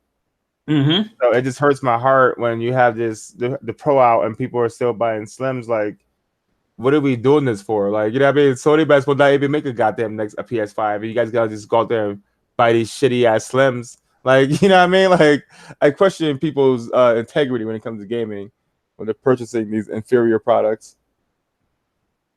Okay. Well, shoot, I'm gonna have to wrap it up here pretty soon because I got to get ready to go pick up my son. So, how about we move on to the last subject, and that was the subject that I wanted to talk about Dreamcast guy claiming that he talked to a PS5 beta tester. Have you seen that video? No, I don't really know the story about that shit because I don't fuck with dude. You know what I mean? Okay. Well, I watched the video, but I don't remember a lot of the shit that he was saying. But I think a couple of the things that stood out that he said that I guess this beta tester was able to play some games in native 8K,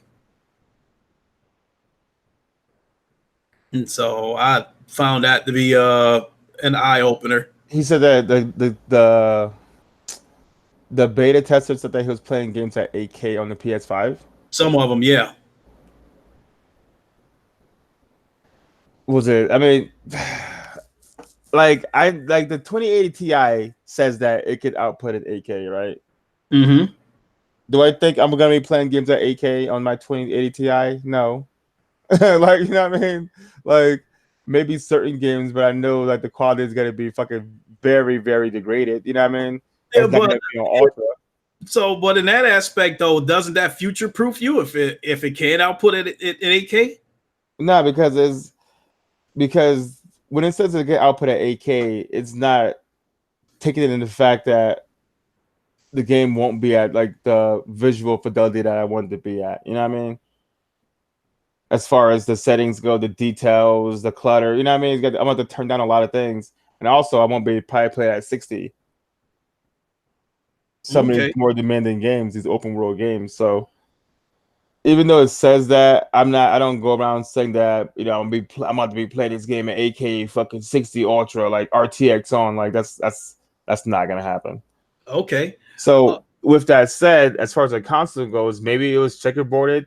Maybe he was playing 8K on the dev kit. I could believe that. You know what I mean? Uh, maybe Well, he I was guess they was playing playing. on prototype PS5s. I guess not the final version of the PS5, because I guess according to this beta tester, they've got several prototypes of the PS5. Can I see him playing GTA Sport or GTA Sport GT Sport at 8K like the demo they had before? I can see that on the dev kit. You know what I mean? Mm-hmm. Like if it's checkerboarded, if they're doing Okay. what they need to do just to make it 8K, because making a resolution is not impossible. If you just checkerboard 4K to 8K, I mean it's just basically how you do it. You know what I mean? Mm-hmm. So Well, PC is always ahead of consoles, in terms of power, in terms of the CPU and graphical power, and I guess also this beta tester told Dreamcast guy that I guess the PS5 is supposed to be at like 14.2 teraflops or something like that.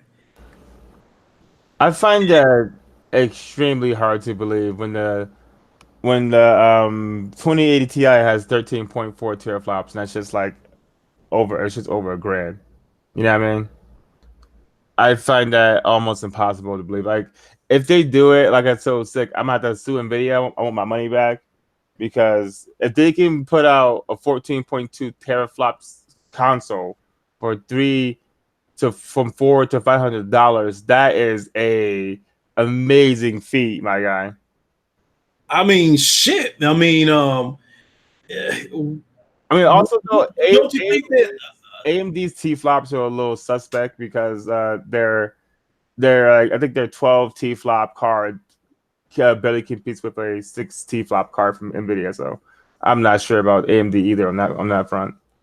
Okay, so I was going to say, so if it turns out that the PS5 does end up being like 14.2 teraflops, wouldn't that be a situation where people who were debating about getting a PC, wouldn't the PS5 end up being a much cheaper option to get that kind of power? I mean, if you still gotta pay for online, if you still can't mod your games, if you're still gonna censor games, you know what I mean? Like that's not the reason. People think that people get PCs just for power. I mean, that's some most people don't really have that many, don't have a 2080 Ti. If we're gonna be honest here, you know what I mean? Mm-hmm. They don't have potato rigs either, but most of them have a mid-range 1440p, system. You know what I mean? So that can do ultra settings, 144. That's was a sweet spot for most PC gamers, or even 1080p, 144 ultra, whatever. But I don't see PC gamers saying, "Oh, I'm just gonna buy a console because it has the same amount of power." There's other factors that are built into being just a PC gamer. Because I know Sony didn't allow you to have certain mods from Fallout 4 and whatnot. You know what I mean? So it's like I want to be able to download whatever I want to download on my game. I want to be able to mod it however I want to mod it and do whatever I want to do with it without somebody telling me I can't do it. And That's one of also, the things that made Sega ahead of its time with the Dreamcast when that was online. Because I yeah, played Quake 3 Arena back then on modded maps. bro, I used to play freaking Fantasy Star Online like religiously. They had the keyboard too. The Sega Dreamcast had a keyboard. Like that Yeah, shit was way beyond fucking consoles right now. Like yeah, this that shit shit came was with a way ahead of keyboard, its guys. time because I was playing against see when I was playing the Dreamcast, like playing Quake 3 Arena on those modded maps, I was playing against PC people. But the thing about it was broadband was going to the next level because the Dreamcast worked on dial-up internet, which made it super slow. And broadband, as we know it today, was just getting started. So the PC people had a huge advantage on Quake 3. They were telling me I looked like I was moving in slow motion because I couldn't hit them. I couldn't hit people on target. When I was going up against PC people, I had to try to anticipate where their move was going to be and fire the shot and hope they run into it. That's how I was getting my kills on Quake 3. I remember playing Quake and Dreamcast. Like such a great system. Like playing Power Stone and whatnot. Like oh man. Yeah, no question about that. And I made a huge mistake of them all because when my son was about 3 years old, he was always grabbing my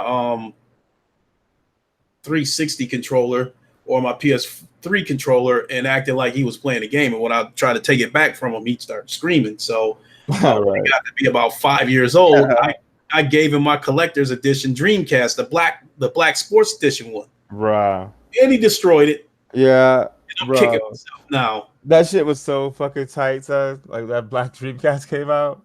Man. Well, I couldn't get enough of it. But you know, man, I wish Sega would. I know we got that Sega Dreamcast Mini coming back, but I know Sega ain't going to dip into the console market again. But I wouldn't mind seeing them bringing back the Dreamcast, um, with it being compatible with today's broadband. And if you know, I don't know, I don't know. I'm going off the chain. You Not know where all I'm going. good. You know where I'm going with I, that, but I it's don't the think. impossible dream. But I think Sega right now they're so comfortable making Yakuza games. You know what I mean? Like they're good. yeah, definitely. And I think, man, and those games are doing pretty good, especially not being on the Xbox. But I Sega's think even making Judgment also, right? what's that? They're making Judgment also, are they? Or Sega? yeah, that new that I'm cop not. game. I'm not sure, but it's that's one of the few flat screen games that I'm interested in. Let me look that joint up.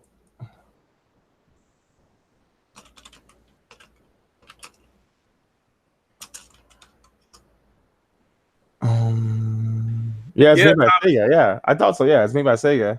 Okay. Yeah, I'm interested in that. Thomas Han, you said early that the Dreamcast still hurts. Not only that, I spent like the first year or so hating Microsoft because see back then I don't know what was going on. All I know was the Dreamcast was dying and the Xbox was on its way. And what was supposed to separate the Xbox from the Dreamcast was the voice chat. Uh, because for the most part on the Dreamcast, you had to type on the Dreamcast, but there was a game on there that actually did have voice chat on the Dreamcast. It was a game called Alien Front Online where you plugged a microphone into the controller. You press the A button, you record like a 5-second message, and when you release the button, that message would play back to your teammates through their TV. So the Dreamcast was very, very far ahead of its time. Yeah, the Dreamcast was like, wow, like, but they didn't have what the PS2 came out, right? The PS2 was just on another level. You know what I mean? Mm-hmm. Like the PS2 was just another level. Like just the everything about it, the look of it, the memory cards, like everything about that shit just was so sexy. I never had a PS2 because I despised Sony back then because You wildest. well, see, because I thought Sony was doing the shit that Nintendo does and was creating these false shortages to drive up demand. And I think that was around the time that I believe that eBay was born, and that's when we first started getting our first dose of eBay people raping people, uh, buying PS2s that was very hard to get and throwing them up on eBay and was selling them for 1,000, 1,500 bucks, raping people. And I felt like that shit was caused by Sony creating a false shortage of the PS2. Right. And that's why I had despised Sony, because I'm like, because my thinking was I didn't know that back then. I was like, what benefit is there in creating a false shortage? All you're doing is making people go nuts that they can't get the game. I'm like, release some more of these damn consoles out there and let people have the game. I mean, And, sometimes they may underestimate the demand or maybe manufacturing shortages.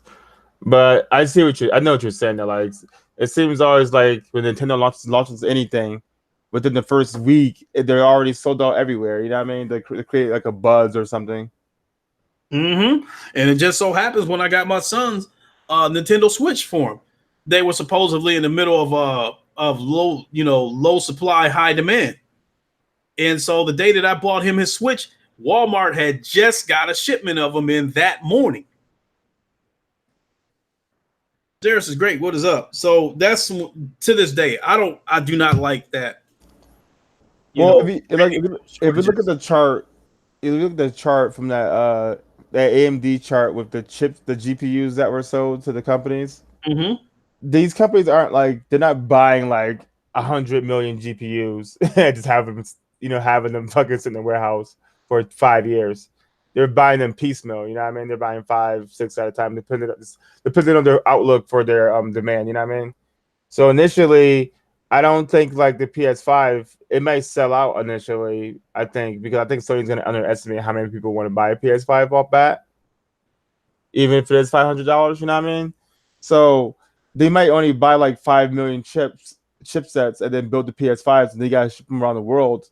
And in certain regions, they might sell out because they underestimated the demand for that particular region. Well, fuck, didn't the PS4 sell like 2 million units in the first month? I'm not Even even.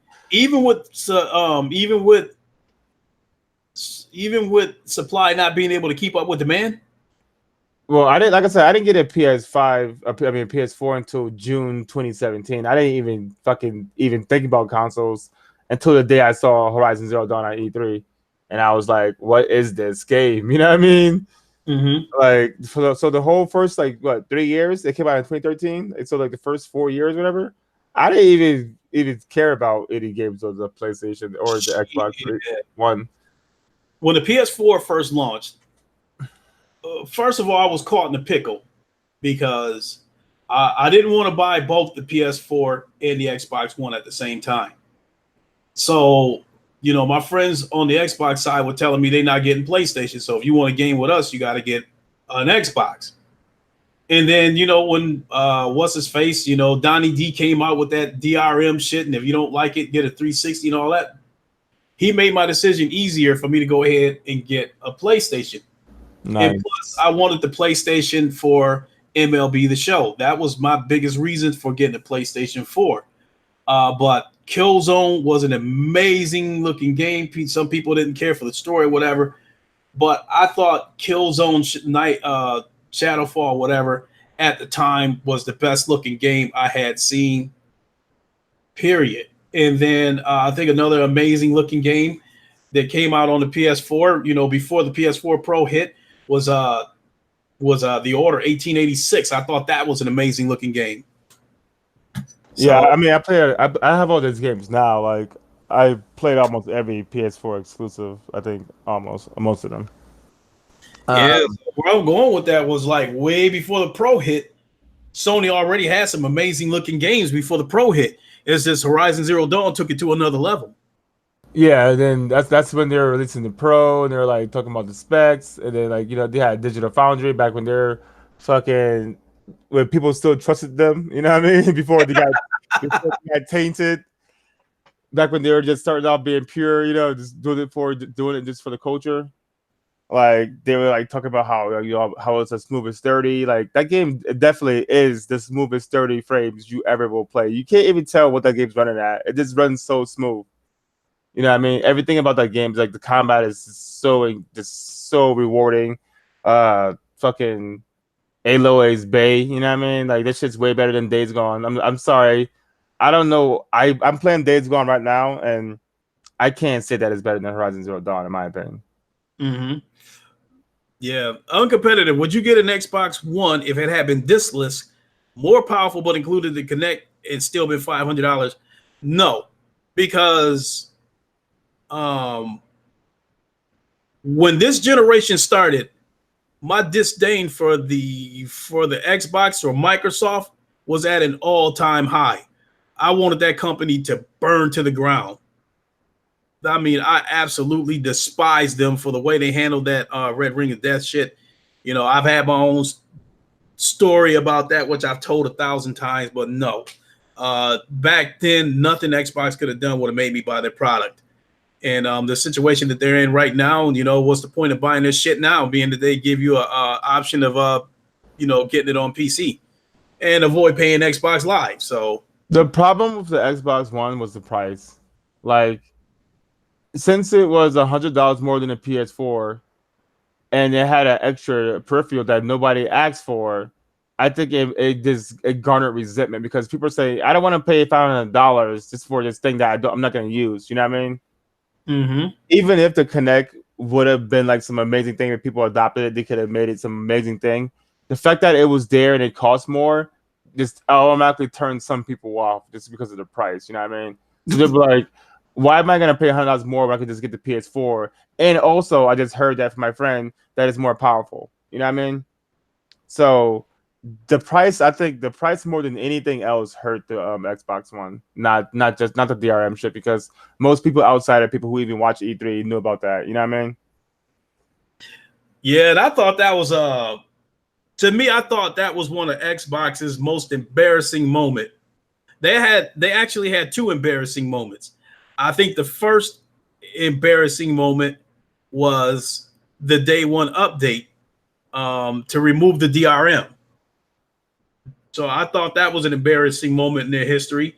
And then about a month later, 2 months later, when they sold a version of the Xbox without the Connect, that they allowing you to disconnect the shit from the Xbox. I thought that was an embarrassing moment in their history because that was right there. They showed you right there that they was not going to support the shit. Why support it if they're going to give you an option not to use it? Right. Well, I think they had to. I think like the groundswell was just too much for them to ignore. Like people just were not having it with this DRM always online thing, especially when your competitor comes out like the next day and just straight stunts on you. Like whoever made those slides for Sony probably like a fucking regional fucking chair right now. You know what I'm saying? Like because they came out on some bullshit like this is how you share a game. Like, Oh, that was so fucked up when bro, they did that. it was so corny, but in that moment, it was so iconic. You know what I mean? Like the moment outshined the corniness of that thing, just to be like, "This is how you share a game." I just handed it to my friend, like, "Fuck See, you, Xbox!" Like we out here. You know what I mean? Like that shit crushed fucking Microsoft. And like, not only did it crush Microsoft, that was a shot to the nuts. That shit had Microsoft's balls glowing for years. And bro, they spent years trying to fire back at Sony, trying some of the most underhanded tactics. With that being said, because of this partnership, I don't think you probably going to see that much kind of shit anymore. You know what I mean? I don't think you're going to see Sony, throwing low blows at them like that anymore.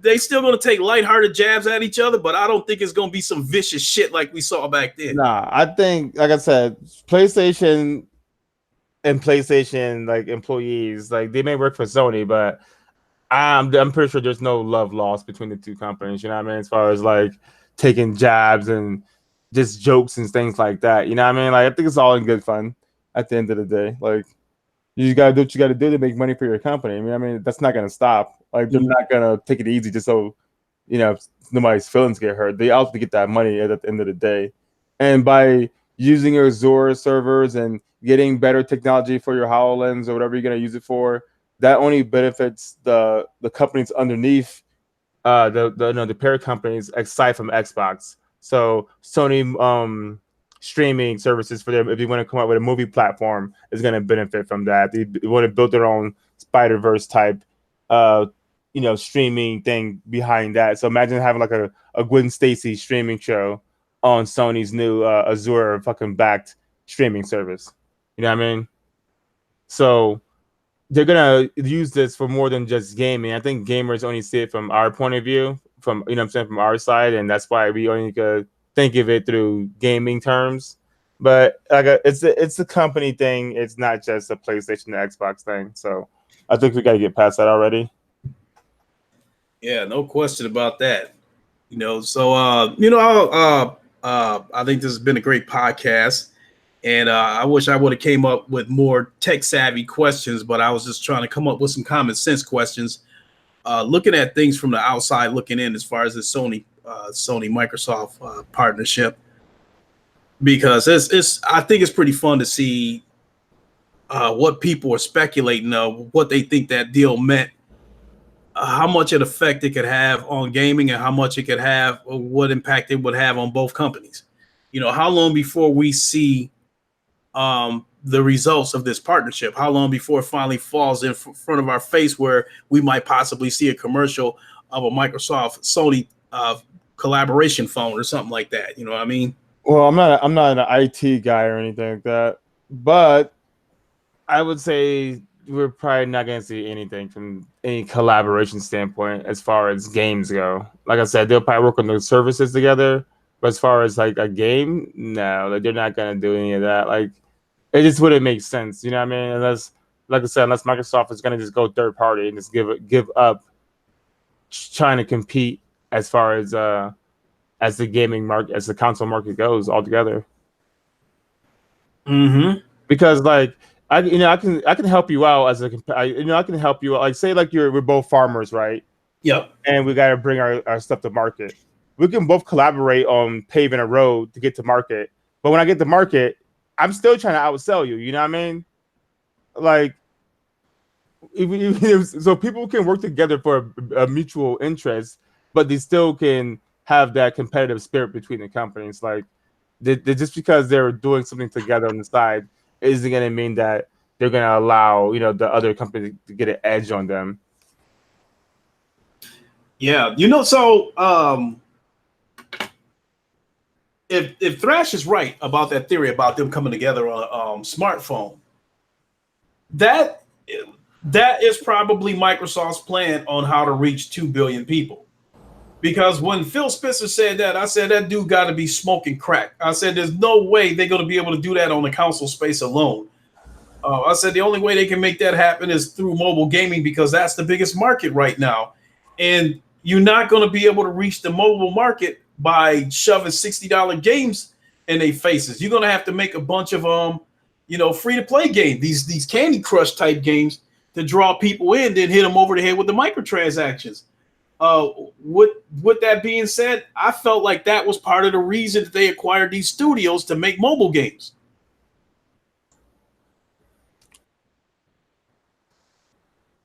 So, and further speaking, so if Microsoft is still planning on trying to reach 2 billion people, it looks like they possibly try to reach 2 billion people with Sony's help. You mean as far as like making games or making an actual phone? See, that's just it. So now I have to go back and revisit what Microsoft said when they said 2 billion. See, did they say they're trying to reach 2 billion gamers or 2 billion people? If they're trying to reach 2 billion gamers, that's going to be a tough task. If they're trying to reach 2 billion people, it can be done. Like, as far as like, I think that they're gonna make a service. They're gonna help each other make their services better for those particular platforms, but I don't see any cross pollination as far as putting games on, like joint games on the same service. So I think that whatever they do is gonna benefit xCloud and is gonna benefit PS Now, but it's gonna benefit them individually. You know what I mean? They're both gonna eat from the same pie, but they're not going to be sharing apples, basically. If it's a bad analogy, I don't know, but you get what I'm saying, though, right? Yeah, definitely. So the technology that's used to make the services better, they'll benefit from that, but they're not going to benefit from having this IP shared between platforms. Okay. As far as making a phone, I doubt that, because the phone market is just too saturated as far as them making like any comeback. Like Sony's phones are even in like in the top like 1, 2, 3, 4, 5, 6, 7 companies. Like Samsung's number 1, Apple's number 2, Hui's number 3, and like Oppo and all these. Yeah, I think it's true that the phone market is saturated, but I think there's enough people out there that Sony and Microsoft could come together and make their mark on the mobile market. But like I said, they both tried to get. What I think it's about to get saturated is these goddamn subscriptions.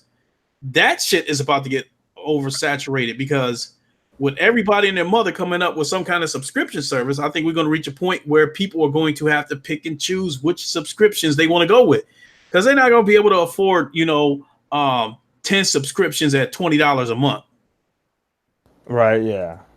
Also, they have their Netflix and their Hulu, so people are gonna have to choose Amazon Prime's. Like, you can't be paying $200 in freaking in subscriptions every month. You know what I mean?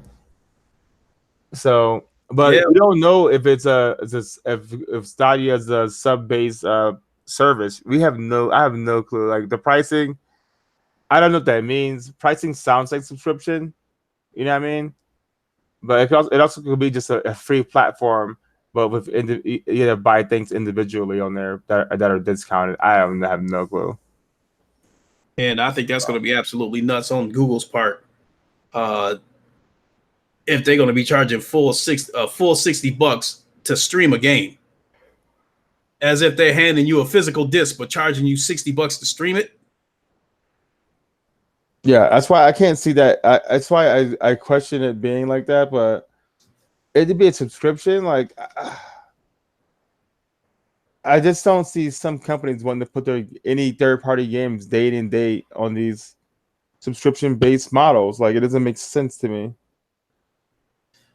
I think when Stadia was introduced, I think it might have been Sick Humor that might have made that point that the Stadia is more for these developers than it is for consumers, because with Stadia, that's going to take everything out of the consumer's hands. They will have nothing in terms of any kind of ownership. You won't even have a digital game on your console. Uh, so with that theory that that Sick came up with, it could point towards developers and publishers wanting Stadia to be the first option where to put their games. But also, I think developers want to get individual success and individual profits from their game, from their IPs. So if you have like a Crackdown 3 on the service, right, and you have a Grand Theft Auto 5 on the service, do these both get equal amounts of money? You know what I mean? Like, or is the like, how's that work? Like, That's a good question, because I mean, one sells 100, a yeah, hundred billion, and one yeah, I sells know where you're 20. going with that, because if Sony is charging 30%, you ain't gonna have a problem paying that 30% to Sony, because your games is gonna sell like hotcakes over there if it's a good game. But over here on the Xbox side, you're gonna pay that same 30%, and your games might only sell 1/10 of what they sold over on the PlayStation. Yeah, So is the publisher going to feel like they should be paying a lower percentage to the platforms where their games ain't selling worth the fuck? that's what I'm saying. I don't this the money issue to me is going to be the biggest issue. Like, we'll see if Google can nail the price. Then I think anything over like $20 a month is gonna be suicide for Stadia. Like the price has to be real. It has to have a lot of nines in it. You know what I mean? Like it's gonna have to have a lot of nines in it to get any traction with casual gamers, because I don't see anybody with any sense paying 20+ dollars a month to stream games that you don't own. Yeah. Technically, you know what I mean? Now that was one of the things that I was definitely wondering about Stadia, is that being that they're not going to have their own exclusive games on that platform, what are they going to do to make you want to choose them over Microsoft streaming services or PlayStation Now? Moving forward in the future. And I felt like the only two options they have when this thing launches, which is supposed to be this year, is you either make the shit dirt cheap, or the other one would really be fucked up, is that they use YouTube as leverage to force people to come to that platform, where it's a situation where um, certain features of YouTube or the entire app itself be exclusive to Stadia. And if you want to continue to fuck with YouTube, you're going to have to subscribe to Stadia. I could see that, but I don't know if they want to mess up their YouTube money. So we'll see about that. Yeah, But but that's just it. We don't know where their heads at. It's like, uh, are they gonna like the money that they're getting off of uh off of Sony, for instance, because they do allow you to stream from YouTube. Whereas Microsoft, you can still watch YouTube on the Xbox, but you can't stream from it. So I could probably, damn, that's hard. I was going to say I could see them snatching it off of the Xbox because of that, but damn, they would still lose money if they did that. like So Alabama Jones said, they can charge you and give you a digital code, but that would defeat the purpose of using Stadia. You know what I mean? I think they want you just to play on Stadia always, forever. Like play on your phone. You could be playing on your phone, and you're at school. You're at lunchtime playing on your phone, playing Assassin's Creed. You're on the bus going home. You're on your tablet playing Assassin's Creed. Walk into the house, drop your backpack, sit down in front of your TV. You're playing Assassin's Creed. Like that's how they're trying to push this and sell this. Like you can play the same game anywhere with the same fidelity. You know what I mean? No matter what device you're playing on, that's their whole pitch, and I think that is a great way to come at it if it can work that way. Mm-hmm. But I don't see like you said, if it's gonna take a lot of developers or publishers to buy into this system for this game to have any kind of library that's worthwhile, and then it has to be priced accordingly, and then everybody has to get the appropriate cut out of that pricing, which can't be astronomical. So I just question how any of this is gonna work. Like, so I guess we'll see. Like in a couple of months, probably around E3, we'll see what they come out with, and we can go from there. But who knows? You know, who knows what the future holds? Yeah, definitely. I think that I believe that Google is supposed to be at E3 this year. Are they? It seemed like I heard that. I don't want to go spread misinformation, but Oh, I'm not sure. it seemed like I had heard that they might be, revealing some more Stadia shit around E3 or whatever. But don't quote me on it. But I think it's like this is my thing, bro. If you dudes in the chat and always talking shit on these videos, if you guys go out there and buy these games, physical base, then physical is gonna stay around. If you download them all digitally, digital is gonna stay around. If you start streaming everything, streaming is gonna take over. The consumer still dictates everything, so I'm not worried about traditional console gaming for any near future because I know that people are still gonna prefer to play on console, and companies are still in the business of making money. So therefore, they're gonna cater to their demographic. Like they're still gonna support PS4 for probably 3 years afterwards, after the PS5 launch, because they know that those people still have to be catered to. It's just how things work. They're gonna cater to their biggest audience. Well, when we transition over into the next generation, PS4 owners are still going to be the majority, and the PS5 owners are going to be the minority. That's what I'm saying. Like we won't see like any true PS5 only games probably until like 2023. Then we'll start seeing like those true next gen games like that Uncharted 5s maybe. Mm-hmm. No question. So unfortunately, it is time for me to close the show because I got to get ready to hit the road to go pick my son up. I got about a 45-minute drive I need ahead. some water. I'm about to pass out. I'm like dehydrated as hell. Okay, well, let's go ahead and close shop then. And if you want to shout yourself out, and then we'll go ahead and wrap it up. Man, you know what it is. Don't try to find me. I don't want to talk to you. I'm playing. Let's have a PC question. You know what I mean? Jamia Dixon on Twitter. PC Master Race. We still in here. I'm out.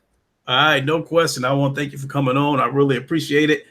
Again, I think you and Sick Humor had tremendous chemistry when, especially when this Sony Microsoft shit came up, and when you guys talked about Stadia. I thought you guys had some great podcasts, and that was what prompted me to say, man, this dude needs to start doing his own podcast. I hope that's something that you'll still look into in the future, and maybe do a podcast here and there or something. Yeah, I'm thinking about it, but like I said, at the time, I don't have enough time for like I don't see how you guys do it, to be honest. Like hats off, you know what I mean? Like hats off to the homie Sick, man. Like, yeah, I love he be having his tinfoil hat moments, but sometimes they be coming true more than not, you know what I mean? Which is kind of scary. But yeah, man, like it's good talking to some intelligent brothers online and shit without these knuckleheads on Twitter. Oh yeah, a lot of times I don't like a lot of that stuff that goes on Twitter, all that toxic shit that goes on. A lot of I ain't gonna lie, I'm down for the fuck shit. But well, I guess I'll be selective about what I watch because I love when Kratos fuck with people. I love when Porter Rock fuck with people. I love when Thrash fuck with people. Wanye Tudor, I see him fucking with people every now and then. So I guess I'm a little bit selective about some of the shit I like to see. I guess putting it bluntly, whenever I see cats like y'all pissing off the Xbox, that shit give me a good laugh. Yeah, I mean, I like going at Sony dudes. I was going at Tanga the other day for his rig. I said it was a potato rig. He got mad at me. All his followers started to attack me, but they wasn't ready. I'm saying they couldn't handle it.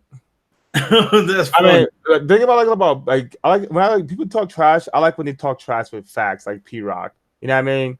To me, that's the best way to troll. Is when you troll with facts that are undeniable. Like that's the best way to get under somebody's skin. If you just troll with facts, like making shit up and lying. Like to me, that's just lying and making shit up. It's to me, that's not trolling. So I Yeah, he shut appreciate him up and P have him Rock. look at answers when he do that. That's why I call him the king of common sense.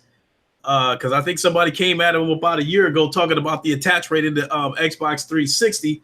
No, they tried to come at him talking about the attach rate of the PS4. And he broke down some math and was like, okay, let's talk about the 360, their best generation. And let's talk about the attach rate. And he broke the numbers down, and the attach rate on the 360 was lower than the PS4. Yeah, the PS4 has an amazing attach rate. Yeah, 875 million games sold. Mm-hmm. I think PS4 may hit a billion in software sales before PS5 it consumes the market. Now, if you want me to get braggadocious about that, I believe that I have no numbers to support it. This is just my belief. I think that VR gamers have the highest attach rate for a couple of reasons. One is VR games are a lot cheaper than flat screen games. And then because of the immersion, people want to experience a lot of different things. One moment they want to play a game where they're flying a plane. Next minute they want to play a game where they're racing. Next minute they want to do some first person shooters. Next minute they're playing games where they want to do some space exploration. So many different things that they can do. So many different types of games in VR, so many different experiences that they want to try. I think your average VR owner probably has, I'm not going to say double the games because, VR is still in its infancy, but I think in terms of the adoption rate and how fast they accumulated games, I think VR's got to be up there. Yeah, it would just make sense since there's such a I want there's a sparse selection of games. I would say. Let's say that again. Maybe, how many games are on the VR? Like 40, 100? You mean how many VR games is out there? Yeah, for PS4 or Shit. PSVR. Yeah, it's probably got to be around. If I haven't counted them, but I'd probably have to say, maybe 300 to 400 games. Yeah, I would say with this with such a with only like 4 million sold, I think that attach rate would be high because the experiences, like you said, are kind of short. So people are gonna want to consume a lot of different types of games. Right. And it's easy to buy 3 VR games for the price of one flat screen game. Exactly.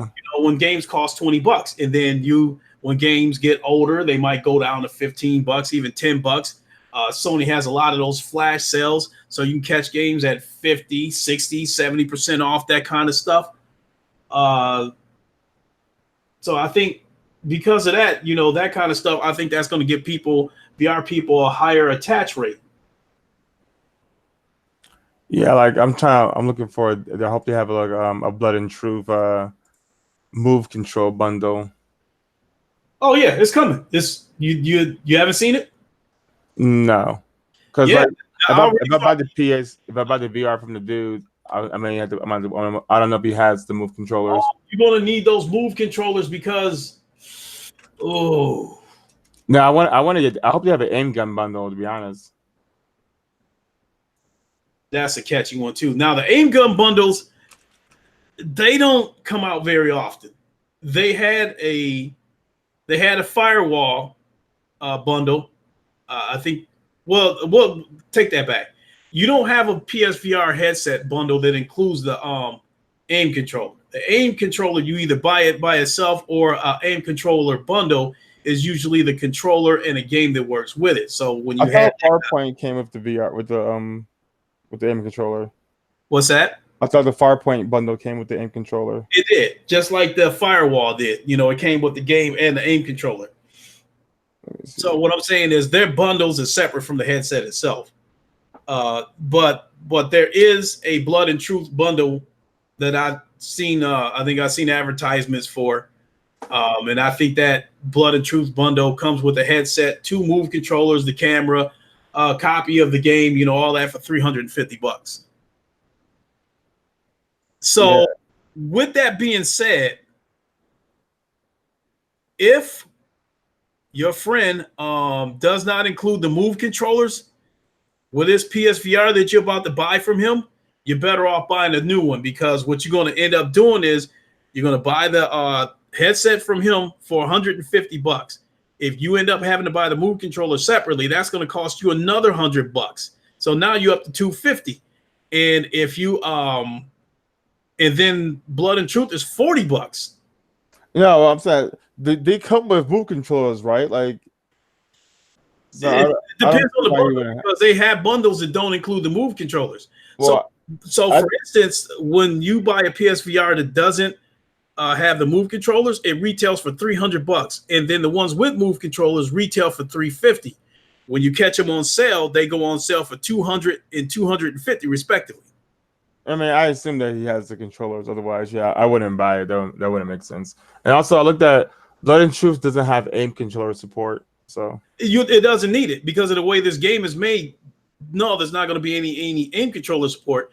In fact, the way this game is, it is not made for the aim controller. You need move controllers because your hands are going to be free. You're going to be doing a lot of stuff with your hands. You're going to be climbing up ladders. I think running and jumping off of catwalks and that kind of stuff. Your firearm is going to be at your side, where you use one hand to pull your firearm off of your hip to shoot at objects or enemies. So no, the aim controller would not work for this particular type of game. You're going to need move controllers. There's no way around it. yeah, I'm definitely looking forward to this game. Though, like, I want to definitely play this game. Yeah, without question. I already pre-ordered it.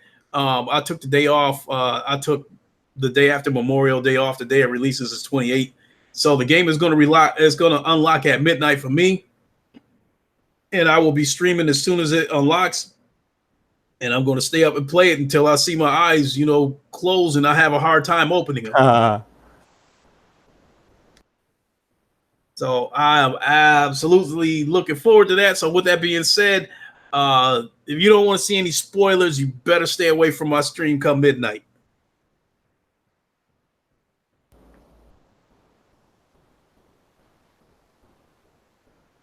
So with that being said, we'll go ahead and shut it down. I know I said we were going to do that a few minutes ago, but All right.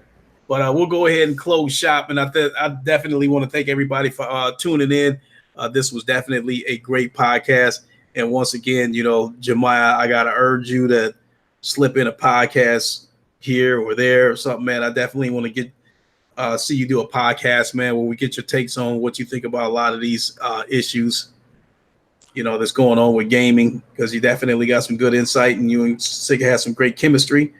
And I definitely want to see you on Six podcast more often too. Yeah, definitely. But sick be have be doing it during the daytime. I be sleeping. You know what I mean? So I work at night, so kind of crazy schedule I got. But yeah, man. I mean, we'll see what the future holds. Who knows? You know what I mean? Like, I'm mostly available on Saturdays anytime need somebody to come on or whatever. So yeah, I'll be out here somewhere. Oh, without question. So, I already got you penciled in for when you finally, for when you get your PSVR. When you get a PSVR and you get a hold of Blood of Truth and stuff like that, I definitely want you to come back on, so we can get your take on what you think of Blood and Truth and what you think of VR in general. Nice. Yeah, definitely. Yeah, I definitely want to get it. I'll try to probably see some other games on there. See Uh, what Astrobot talk about, all these games that people claim to be amazing. Astrobot is an amazing game. I got so many games that I don't really play Astrobot because of the ton of games that I got. So uh, if you want, I still have my physical copy of Astrobot. If you want it, that will be my welcome to VR gift for you. No, it's good. I rather support these games. Like, I want to give these you know what I mean? I want to support the developers so these VR games get the money that they need. Oh yeah, without question. And then Japan Studios that did Astrobot also did the Everybody's Golf that just came out a couple of days ago, which I'm surprised how much I like their game. I absolutely love Everybody's Golf, and I'm definitely gonna stream that again this weekend because I got a little bit of advice from JD Max, who was in the comment section, that helped me with my game. So I think I'm going to be able to put up some competitive scores. So definitely look for me Oh, to do nice. some Everybody's Golf streams this weekend. So with that being said, folks, we out of here. Thanks for tuning in. Also, I think I'm still planning on doing what was supposed to be the Friday night jam last night. I'm planning on doing it this evening at the request of I believe it was Players United. So I'm going to try to do the Saturday evening jam, as I call it. And I think I want to tentatively schedule it for 7 p.m. Eastern this evening. So keep your eyes out for that. It'll be the same thing where I play the hottest R&B, rap, hip hop on Beat Saber, and you'll see my image over in the corner so you can see me dancing as I'm playing it. So make sure you tune into that. And again, I want to thank everybody for tuning in. I also want to thank my guest Jamia Dixon for popping in, and we definitely going to have him on once he gets a taste of that VR and see what he thinks of it.